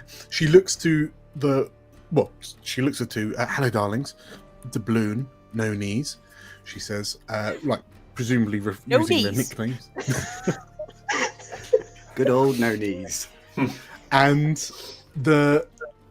she steps out the way, and they open the door to this like dark, dingy room lit by a couple of like wall sconce candles. And yeah, Elismira sort of like rather flamboyantly gestures for you the five of you to enter. As you do, Abe, you have to stoop slightly to get through the door. Yeah, and squeeze between these two other meat slabs. Yes, yes. It's like comedy. We're all stuck together for a little bit. Too many shoulders. The five of you make your way, as you make your way into the room, like the light in here is low enough that it takes your eyes a few moments to sort of like acclimatize. But then you notice that the room itself is somewhat like octangular, and there seems to be like there are tables around the edge of the room, but the center of the room is depressed slightly, whereas the tables are on sort of like wooden plank floorboarding. The recessed area is made of stone. You can see sort of like sand and hay scattered around. And on the other side of this pit of sorts, you can see, you can feel a presence. And as your eyes acclimatize, from the shadow, like a silhouette begins to emerge in the low light of a figure sat on a throne, arms made of what appear to be trophy steering rudders, like steering wheels of defeated ships. And on this throne sits an imposing figure under what appears to be the torso of a bound skeleton. There's a torch that flickers from overhead. There are grisly trophies that hang from this throne. And the dark-skinned Lorivar slowly comes to, and you notice that there are eyes peering at you from across the room. As presumably Boss Ungriner becomes visible to you, you hear a bit of a commotion from behind you, and you notice that Ella, like, you hear the door behind you close, and like you hear Elismira saying, "Oh, but wait, I'm supposed to," boom, and then the door closes, locking her out, leaving the five of you in this room with the two meat slabs that were guarding the door. You're like you can feel that those of you at the back can feel yourselves being like shepherded into the center of the room. Who's stepping forward first? I suppose Cass is. Okay.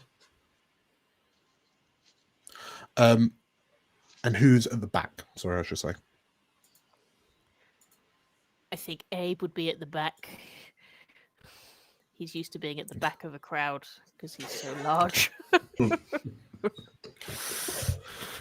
In which case, as you kind of step down into this pit,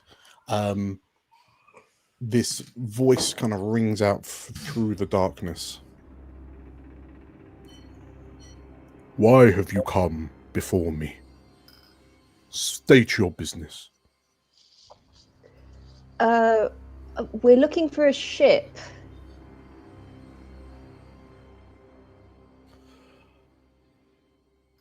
You expect a response, but you receive none. We want to get across to the island as quickly as possible, preferably.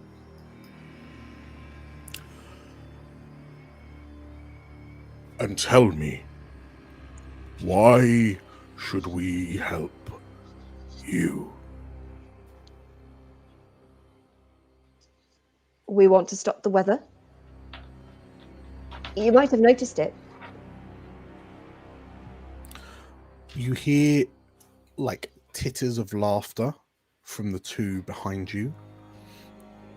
You hear a shuffle as from alongside the throne on the far side of this room steps a third equally muscle-bound pirate. It is not. Perhaps it is. Perhaps only explorers consider themselves important enough that they can stand in defiance of nature itself. One assumes that you are possessed of great strength for you to defy Elsewhere herself.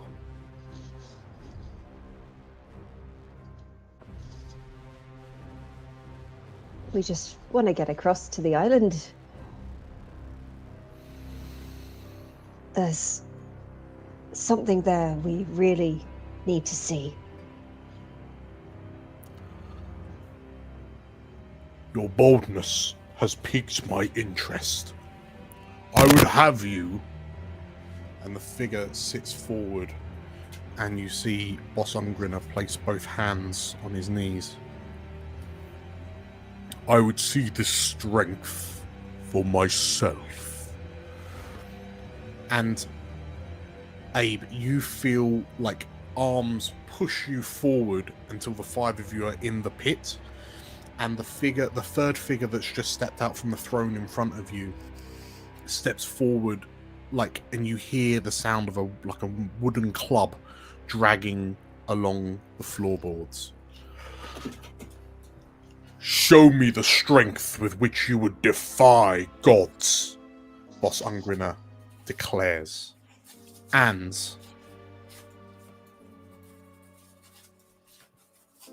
as click,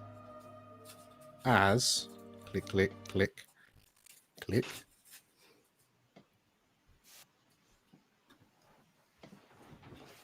Okay, the figure I'm going to immediately. Oh, hello. Hello. Hello. Oh, sorry. Thought you were saying something. So the figure in front of you that's flanking Boss Ungriner. I'm going to immediately spend one of my 5 fear to spotlight, and he steps into the ring with the 5 of you, and Cass, you're at the front, right? Yep. Okay. Unfortunately. Oh no, the consequences of my action. This Majani, this like muscly Majani man with a like a stretched, gaunt face, and what you notice to be like scarecrow style tattoos across his lips, in an almost like a rictus grin, strides forward with this great club and swings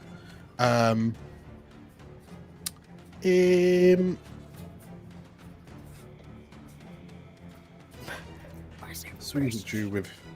Oh, okay. He goes to swing at you, and first DM roll. I've rolled a 1. That's how we roll. As he goes to swing the club in your direction, he goes to swing the club in your direction, and like a hand shoots out and grabs his wrist, and Boss Ungriner like disarms the club, like removes the club from this Majani man. And there's a firm shake as this pirate tough sort of like steps down into the ring. And absolutely balls that up. Cass, let's go for you. What do you do? Cass is going to. One sec, sorry, my things are being a bit slow. I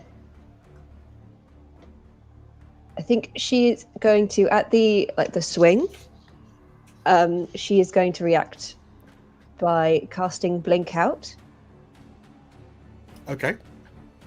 And she's going to teleport, like, with just this. I think I can just do it without having to roll. Let me just check. Oh, I have to make a spell casting roll. Okay. So that is a. So presence, I think, right? Nice. Okay, the 20 with hope. So you successfully cast. On a success, you can spend a hope to teleport to another point.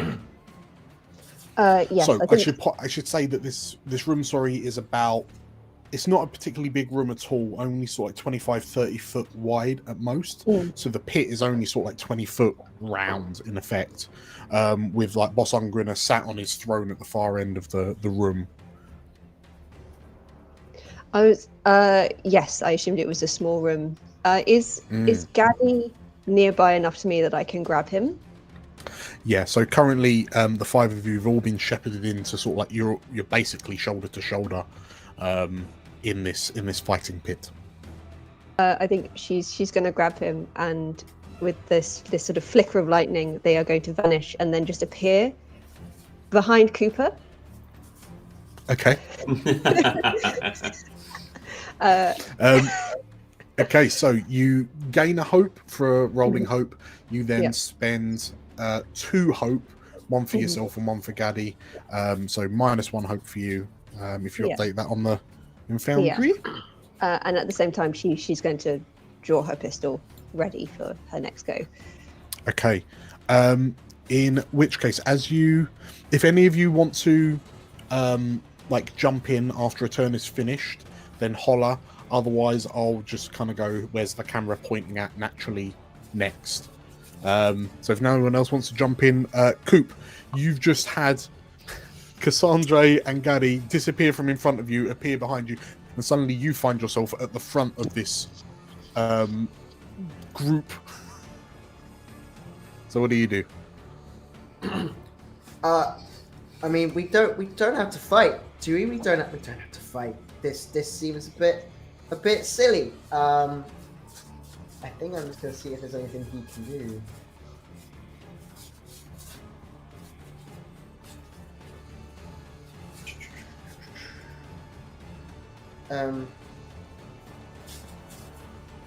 Interesting.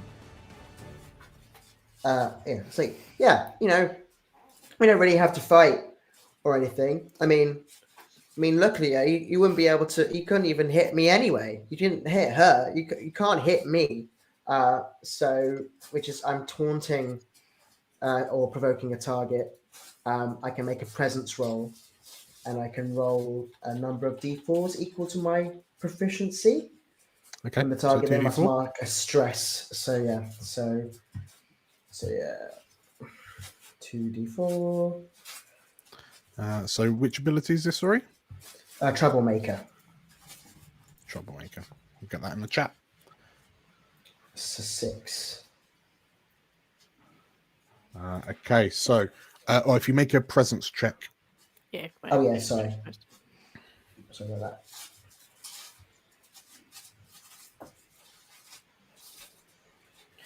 Rolled with fear, but it's a 16. Okay, a 16 with fear, so it does work. That is a pass with fear. So I will take a fear. Thank you very much. So I go back up to 5. So once per rest, run. So who are you like mocking? The Majani that swung and missed? Yeah, definitely. Yeah. Okay. So 6 stress means you've absolutely destroyed this Majani's sense of self-worth. Just missed as well, and then you're like, poor guy. Basically, this Majani's just stepped forward, like he's gone to swing at Cassandra. He's had his club caught by the captain. He's had it wrenched from his hands, and he's like, turn back to look. Looks a bit confused. Cass and Guardy have then just vanish, and then you emerge and be like, yeah. Nobody likes you anyway. and like this Majani just sort of looks around, like visibly blushes, and yeah, it's just a bit flummoxed. I will. Okay, so yeah, he's got no stress left. I'm going to take over as you've rolled a fear. So as Cooper jeers at the Majani, the burly woman from behind steps forward, and she's going to, she's eyeing you up, Abe, because you look like a big old, you look like a worthy target.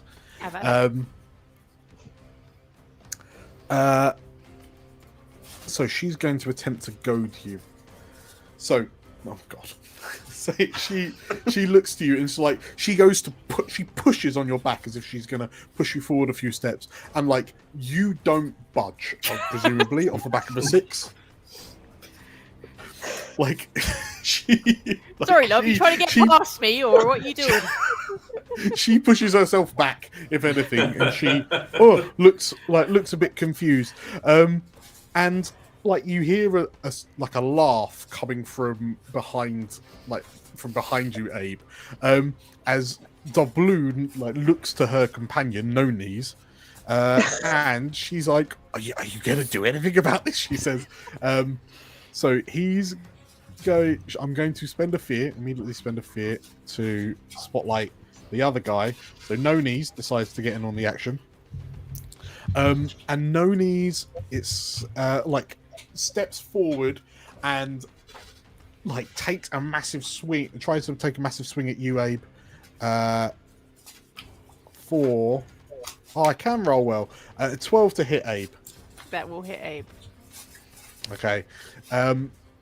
Dealing a grand total of Nothing. 5 damage. That's under my minor damage threshold. So 1 hit point. 1 hit point, which I use an armor slot for. So that's fine. That's no damage. Okay. I think as he goes and swings with it, he's doing fists. Yeah. He's just Abe swung a just fist at you. takes off his since before when they met at the Sanctum, he obviously went back and got his equipment, and what looks like the door of like a garden shed is on his back, and he takes it off as a shield and just kind of places it in front of him, and they just kind of smash off of the front of his allotment shed shield. Sure. Okay. So yeah, the two of them, one of them like pushes you and like forces herself back. The second one punches and then just punches a door. Like, unless anyone wants to step in, I think Abe's up next. Happy to oblige. So with this movement of taking down his shield, his other hand goes back and shring, the biggest axe that you've ever seen comes out from his shoulder, between his shoulder blades, and he's just gonna go. He's gonna go for no knees because he ain't got no knees. Okay. So, Sure. let's do this. Go this way. So he's going to swing his axe. That's a 21 with fear. 21 with fear. So it definitely hits dear old No Knees. Roll for damage. Yes, sirree. It's gonna be that one. That's a 13. Okay. Sure. So that is 13. So that is 2 damage. That is major damage to No Knees. So I would down like to... to spend a hope, please, as well. Okay. Yes. What for? I'm going to use my horns. If I succeed in an attack roll, I spend a hope, and I get to headbutt them. Okay. Roll the d6. I did an extra spend the hope. 1d6. So let's just roll that one out. Extra 4. He just grabs his shoulders and just headbutts him right in the head. Okay, so an extra 4, so that's actually a total of 17 damage, which is now severe damage. And as you, I'm gonna imagine you've just grabbed him by the shoulders and just nutted him. Just nutted him right in the head. And No Knees folds like wet paper as you like 8 foot of keeper like impacts into him via the forehead. And yeah, No Knees like collapses down onto the ground, like holding a now bloodied and broken nose. Marvelous. Who wants to jump in next? Oh wait, it's a fear. I rolled It's a fear. You get to you go. rolled a fear. So I'm going to like as this happens, the boss is somewhat displeased with how this is going. I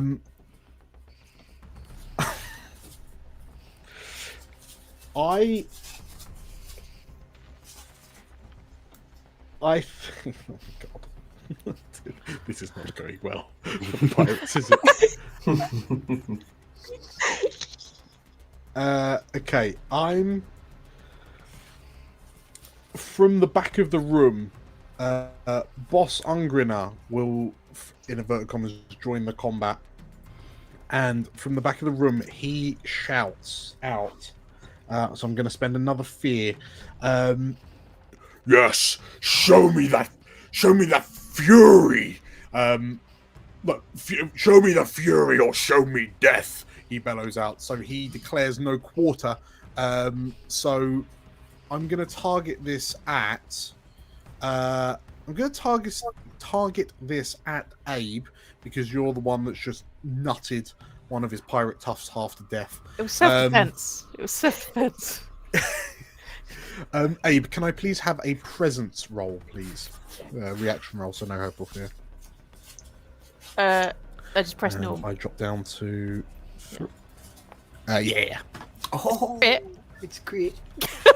Oh, you crit. Okay, so if you've got a stress, you can clear one, but I don't think you do. No, I do. Okay, so yeah, so on a failure, okay, so on a success, you must mark a stress. So mark one stress, please. I'm sorry. The tokens are so close together. I can't actually touch Abe's token. It's like Spread you out a little bit. Thank you. Cool. There you go. Yes, so Boss Ungrinner seemingly trying to raise the stakes, like trying to hype up his own pirates, it would seem. Maybe he's demanding that the pirates are in risk of promises of a watery grave. But in the aftermath of Boss Ungrinner's declaration, does anyone want to step... Like Guardy, Griffin, like the two of you are kind of in the middle of the group. Rather you want to step in, or are you leaving it to... Oh, I'll get involved. Yeah. Okay, go Guardy, go. I will close my eyes, mouth some words, and then with a pulse of green energy from my horn, it ripples outwards as my skin turns into the sapphire blue scales of the Jatak serpent. I'm a big old snake. I'm a big snake now. I'm gonna spend. I'm a big snake. I'm gonna spend a couple of stress, a stress indeed, 2 turns to the striking serpent form. Okay, so not that anyone watching see, but we can all watch as Guardy turns into a snake. Yes. Amazing. Okay, so as you turn How big's into this a snake? snake? Are you like what's- normal sized snake? Just like a little snake? Or are you like a big snake? It's tier 2, so I'm gonna guess it's like it's pretty significant. Like a big snake. Yeah. Yeah. I'm imagining it's a bit like Mamba sized. Or Yeah. Anaconda sized, I should say. Kind of, yeah, Okay. like a slightly skinnier anaconda, but blue, and with Okay. some little like head spines. Amazing. So having just transformed into a blue snake, what do? Are all of these scoundrels within very close? Yes. I'd like to make an attack against any number of targets within very close range, using my poisony bite. So I'm just gonna go crazy on these fools with my snake teeth. Sure. So let's do an attack. So does it say what ability to use for this? Is it like a finesse or Let's agility? see. Finesse, turns out. Okay. Let's do that. So just jump into my sheet.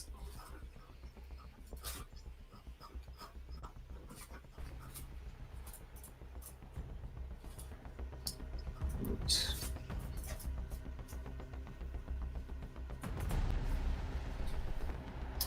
Let's see, so that is, where's my finesse? Lovely. This will be an additional +1 due to my snake powers. Okay. So what have you roll +1? So a 12 with 12 hope? with hope. Any good?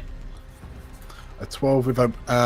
So that, and it attacks all 3 of the grunts, right? Yeah, it says any number of targets within very close. Unfortunately, there's 13s and 14s across the board, so This is terrible Snake news. the snake hasn't quite hit them, unfortunately. Is there anything else that adds to it, or? No, I'm just going to look a little bit embarrassed, I think. As much Well, as the snake I- can look embarrassed. Yeah. Well, I think this snake has emerged and then just like started like lashing out and nipping, and the 3 pirates like jumped back because I thought we were fighting like mooks, and now there's a snake, a very angry looking snake. But we're all impressed, and that's the main thing. Yes, That'll absolutely. do. That'll have to do. Okay, so as you've missed, it will pass over to me. I'm going to activate our declubbed boy. Charming. Just as an aside, what's Cooper looking like? What's Cooper's vibe right now? His vibe is very. I think because all of this is happening quite quickly, so obviously it's going slowly around us. But I think he's still like, "What the hell did Cass just do? Sure. Why did she become lightning and appear behind me? That guy's just turned into a snake. Abe has just headbutted someone. What is going on? Why is the boss trying to get us to kill his own people? This makes no sense to me, but fine." I think he's like, well, this is what he wants. This is what he's gonna get. Sort of as you're thinking this, I'm going to make an attack against you. Can I just say one thing? Yeah. Guardy rolled with hope, so surely it's our go, not yours. Dan can Minus- spend a fear. How dare? Okay, cool. No, then when go you miss, it for comes it. over to me. Get me. Yeah. So a miss or fear comes over to me. So as you're sort of like looking around, and I imagine it's like slow motion as you're looking around, there's like a little song playing through your head as you just watch suddenly everything just explode into madness. And then as you're thinking that, an 18 to hit versus Cooper. Oh yeah, that hit me. It's a shame because my evasion is really high, but it still hit. Yeah. Really high. Well, as you're like looking around, you suddenly feel something impact your ribs, and the world turns as you realise you're being lifted up. And as you look down, you realise that the Majani that's initially tried to take a swing at Cass has like run at you and effectively like rugby tackled you into the side, and you're currently being lifted up over this pirate's shoulder. The pirate will launch you.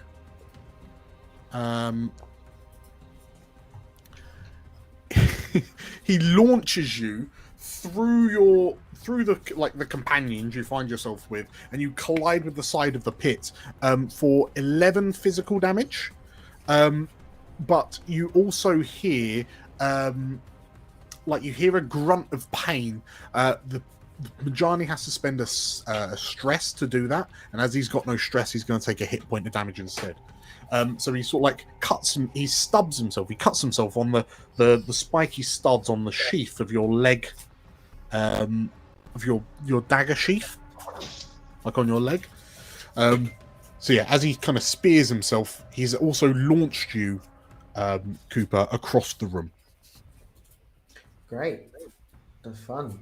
And yeah, you can reduce that at 11 as you so wish. Yeah, I'm just having a look to remind myself regarding armor. So my minor damage is 11.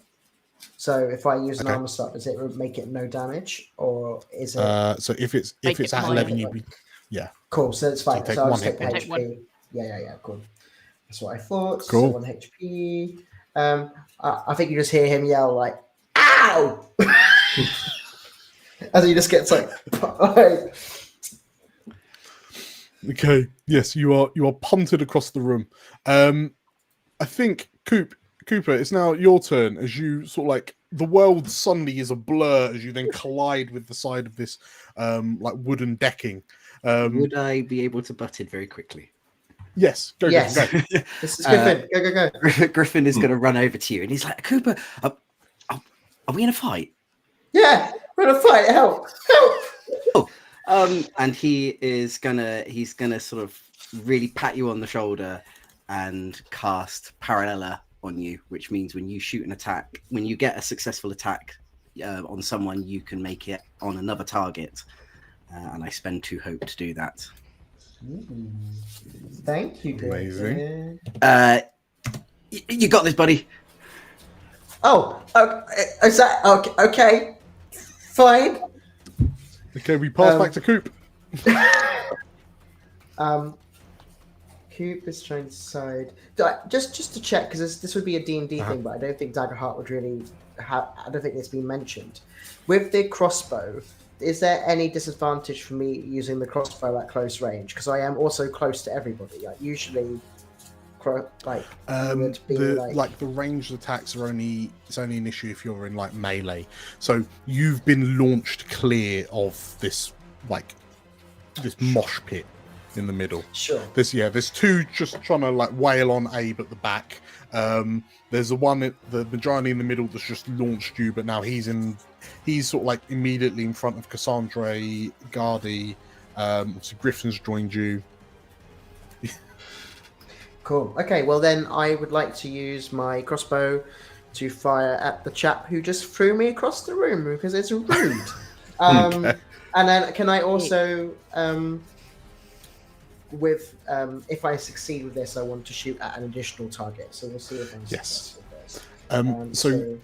So Griffin, what does your parallella look like? Is it like two mirrored images, or is it like a magical beam that shoots off? Or? So basically, it's just sort of like you feel just like a sort of warm, almost kind of slightly uncomfortable feeling that sort of jots through your shoulder, but then sort of obviously moves towards your hand that's holding your crossbow. Nice. Okay. Wicked. Well, I'm gonna try and shoot at the person who attacked me first. So, Cooper's crossbow, normal. That was rubbish. That was really rubbish. Gonna check. I could do nothing about it being really rubbish. No, I cannot. That's great. Okay, a 9 with hope. Oh. No, it's fine. It's all good. Okay. In which case, as you go to fire the bolt. Well, perhaps as you lift your crossbow up, you're trying to get a bead on one of these three pirates, but they are just they are intermingled with everyone else that you're with. So perhaps you're more worried about firing the bolt into someone. That makes sense. Mm-hmm. Okay. In which case, I will switch back the so what's her name? So Doubloon Blythe. So the one that initially tried to push Abe, sizing up her prospects and realizing that perhaps there might be better solutions. She instead, she tries to, she grabs one of the tables. She rushes over and sort of pull. There's a snake now, right? So all bets are off. So she smashes a table to get a table leg. And she's going to swing at the snake. So she rolls a 21 to hit. No. I suspect as a hit. That certainly is going to hit. Can I interject? That is certainly going to hit. You can. Can I use my ability that I am a shield and to take a stress, and then I'll take the damage that would be hitting Guardy instead? Yes, absolutely. So if you mark your stress, if you pop the ability in chat so we can see. Let me get this one up.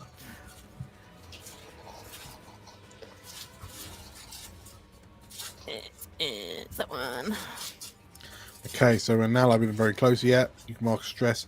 So you are the target of the attack instead. Okay, in which case, Gardy, you see this table leg flying at you in stereo snaker vision, and suddenly this shadow looms over you as this table leg collides into Abe for 9 damage. I'll take an armor slot for that. and I will take no damage. Thank you very much. You just catch it on the shield. I And- just imagine it just hits his shoulder and just doesn't even do anything. Just breaks. It breaks over your shoulder. And Doubloon just looks up at you with the. Oh no! It's like she's tried pushing. Not She's this tried guy a table again. leg. Who wants to jump in? I mean, Abe's. Abe stepped in, or I mean, I might have a bite round you if yeah, have a that's bite. all right. Have a bite round me. I'll have a little so, bite. gotta go. Yeah. But also plus another one. Nice. Sweet. 21 20 with hope. fear. Oh, yeah. Is it? Yeah. Yes, it is. 21 with fear. Okay, so that's definitely a hit. Presumably, you're attacking the lady that's just been table legged. Yeah, and can I also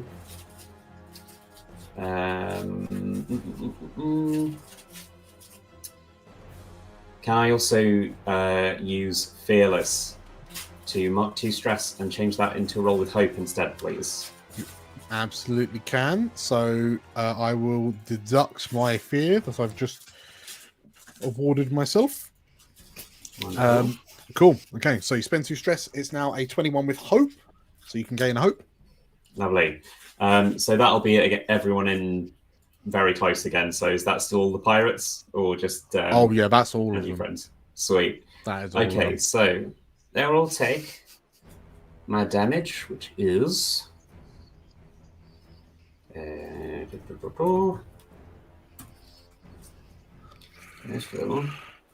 feel like these pirates are not long for this world. 2d8 plus 4. Nice. 13 damage to these silly pirates. 13 damage. Okay, so Um, oh yeah. Sorry, sorry, still going. Also, is it doubling the least injured looking pirate who's up in my business? Yes. Correct. I would like I can choose one of the targets that I hit to be poisoned. Her, please.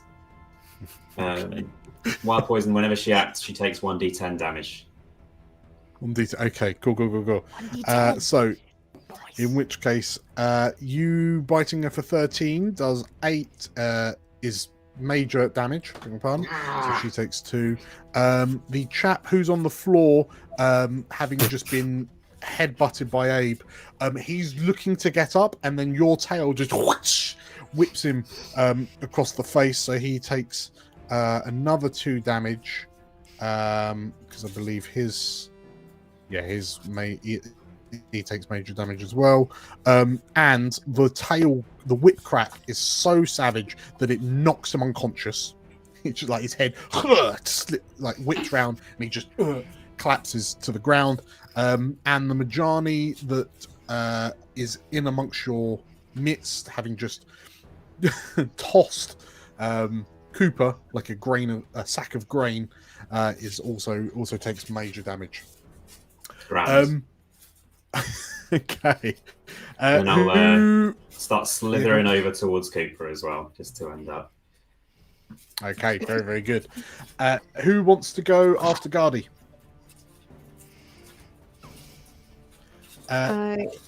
Griffin? Or Cass? Cass. It's been a while since Cassandra's one.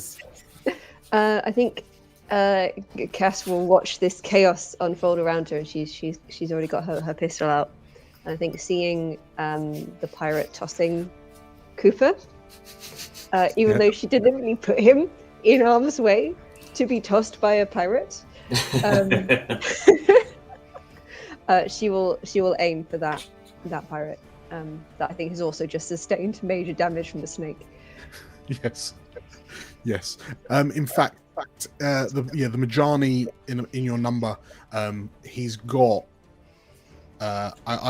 Perhaps he's being wrapped up, like his foot's been wrapped around by Gardy as a snake. So he's yeah, she's stuck in gonna go place. for him. She's so I think that's the That's Okay. a 16 with fear. 16 with fear. That is definitely a hit. Yeah. Let me just get up.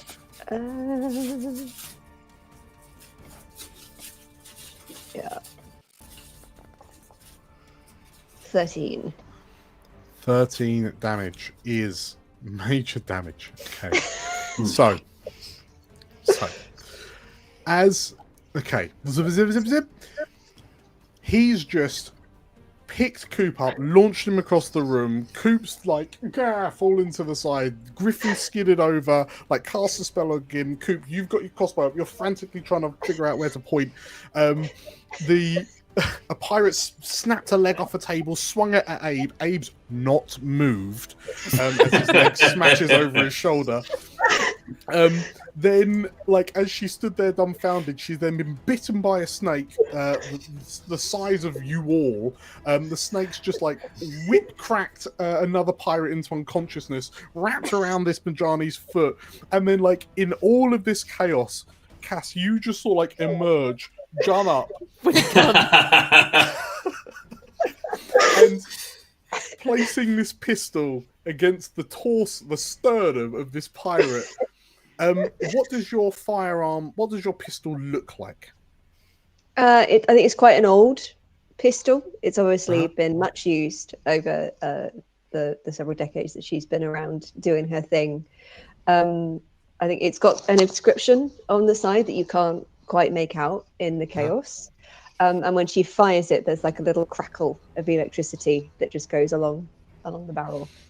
Okay, so in which case, as there's this like momentary flash of light, presumably there's a lightning charged mana crystal inside it.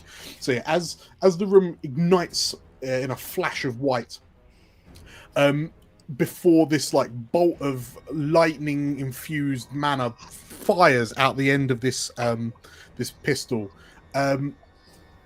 Coop, you look up, like, because you're frantically looking for someone to shoot, and the only thing that you notice is that Cass has planted your pistol into the chest of this Majani, pulled the trigger, and this Majani is flung backwards. Whereabouts were you shooting, to kill or incapacitate? Probably to kill at this point, really. Okay. In which case, this Majani is picked up off his feet, launched backwards by the concussive blast, the force of your firearm, and like as he collapses to the ground, this smoking crater through his sternum. The room, I'm going to take a fear. The room stops, like everyone just stops as he hits the deck. And like the one poisoned woozy, so Doubloon Blythe, she's just like swaying slightly, and like she staggers back and, "You just killed him," she says, like looking at you incredulously, and everyone looking at you, Cass, as like, yeah, everyone's just scattered around, and there's you with a literal smoking gun. I will argue for the consequences of your actions. Please take a stress as you realise that everyone is looking at you. You've just killed a man. And as silence spread, the silence is deafening, apart from like the heavy breathing, the heavy ragged breathing, and from the throne at the far end of the room, you hear like this slow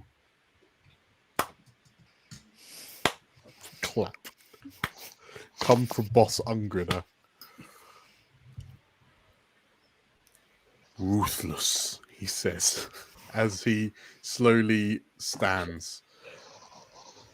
"Maybe there is hope for you yet," he says, as he seemingly enjoys this gratuitous show of force. And as he slowly raises himself up from his throne,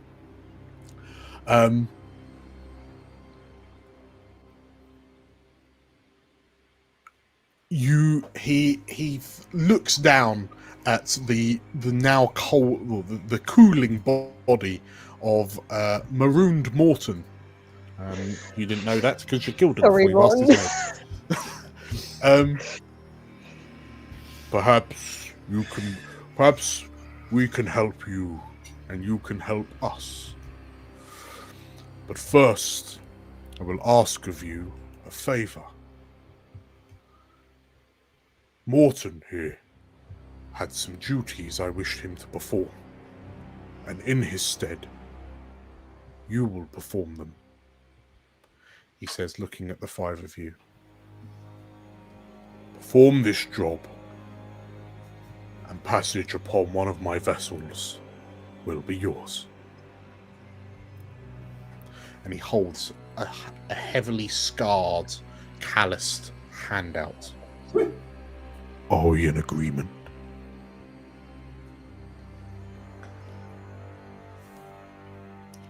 Who's shaking his hand? His job is working behind the bar.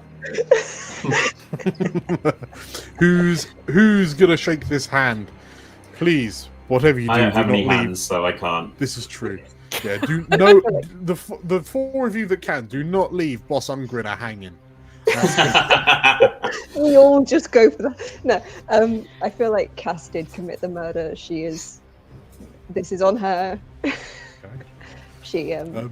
She holsters the pistol and she reaches out and she shakes his hand. In which case, Cass, as you shake the hand, and like as Boss Ungrinner's hand kind of closes around yours, it's surprisingly delicate as he shakes it, despite the fact you can feel his palm like scratching against yours. Cooper, as you've just watched everything that's happened, is this the Cass that you remember? It was certainly getting there. Okay. It's confirmed what he was fearing would happen for him. In which case, as you peer upon the woman whom once you were married to,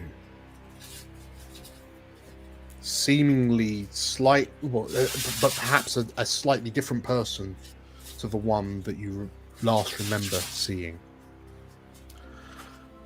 As you all watch this handshake happen,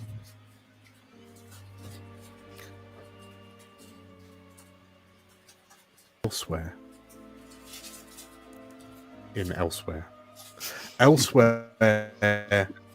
on the Isles,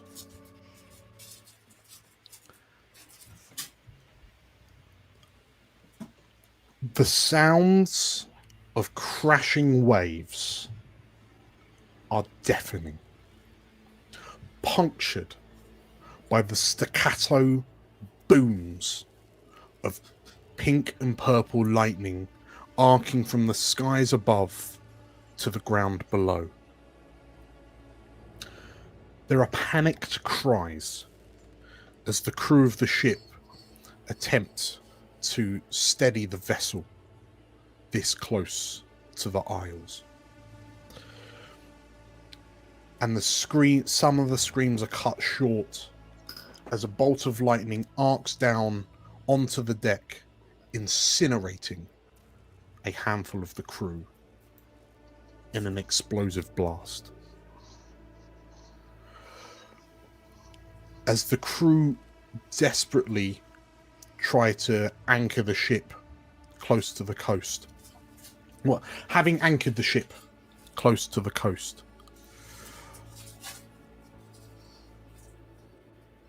there is a splash of water as two heavily armored feet land in the shallow waters. As the figure moves up onto the coast and is joined by a second who floats above the waves. The armored figure, clutching a spiked shield, a bejeweled sword hilt hanging from her waist, scans the stormy coast in front of her, and seemingly satisfied with her appraisal, She turns to look to the frail, elderly male figure hovering behind her. His features concealed by an old, tarnished, but distinctive pointed clawed mask.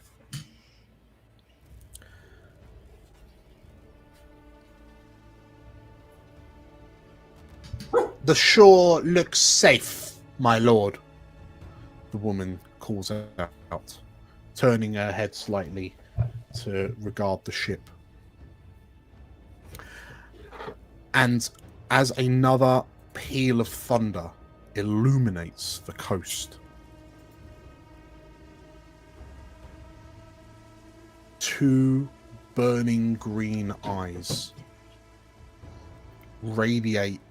A gaze from two burning green eyes peers out from behind a heavy horned helmet. The figure illuminated by a sickly green glow emanating from a cracked axe.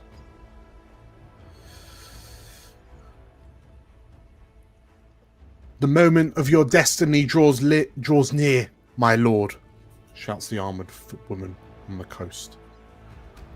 And the horned figure on the ship simply looks onwards. Congratulations, everyone, on completing episode 1 of campaign 3, the Titan Isles.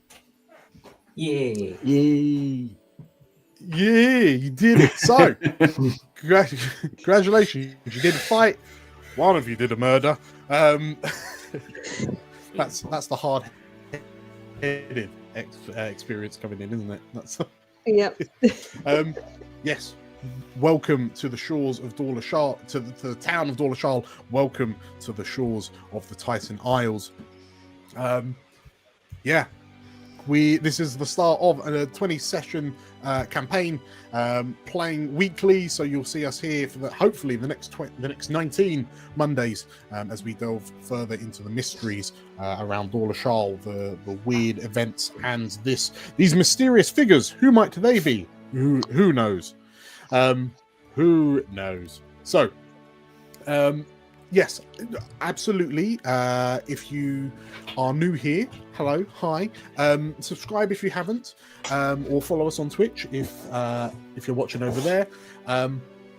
Yeah, tune in next week when we have episode 2. And in the meantime, we've got loads and loads of other stuff, including 2 other full campaigns and a Daggerheart beta playtest set in the setting of Elsewhere for you to catch up with as well. Yeah. Pop your thoughts, your comments, your suggestions, anything like that in the chat. I've been really, really impressed with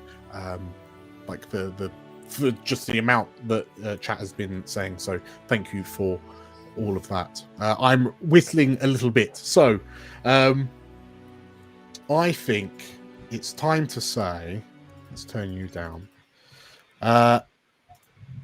Thank you all for watching. Thank you all, you 5, for playing. And we will see you all next week for more Campaign 3 Titan Isles. Take care, everyone. Bye. Bye.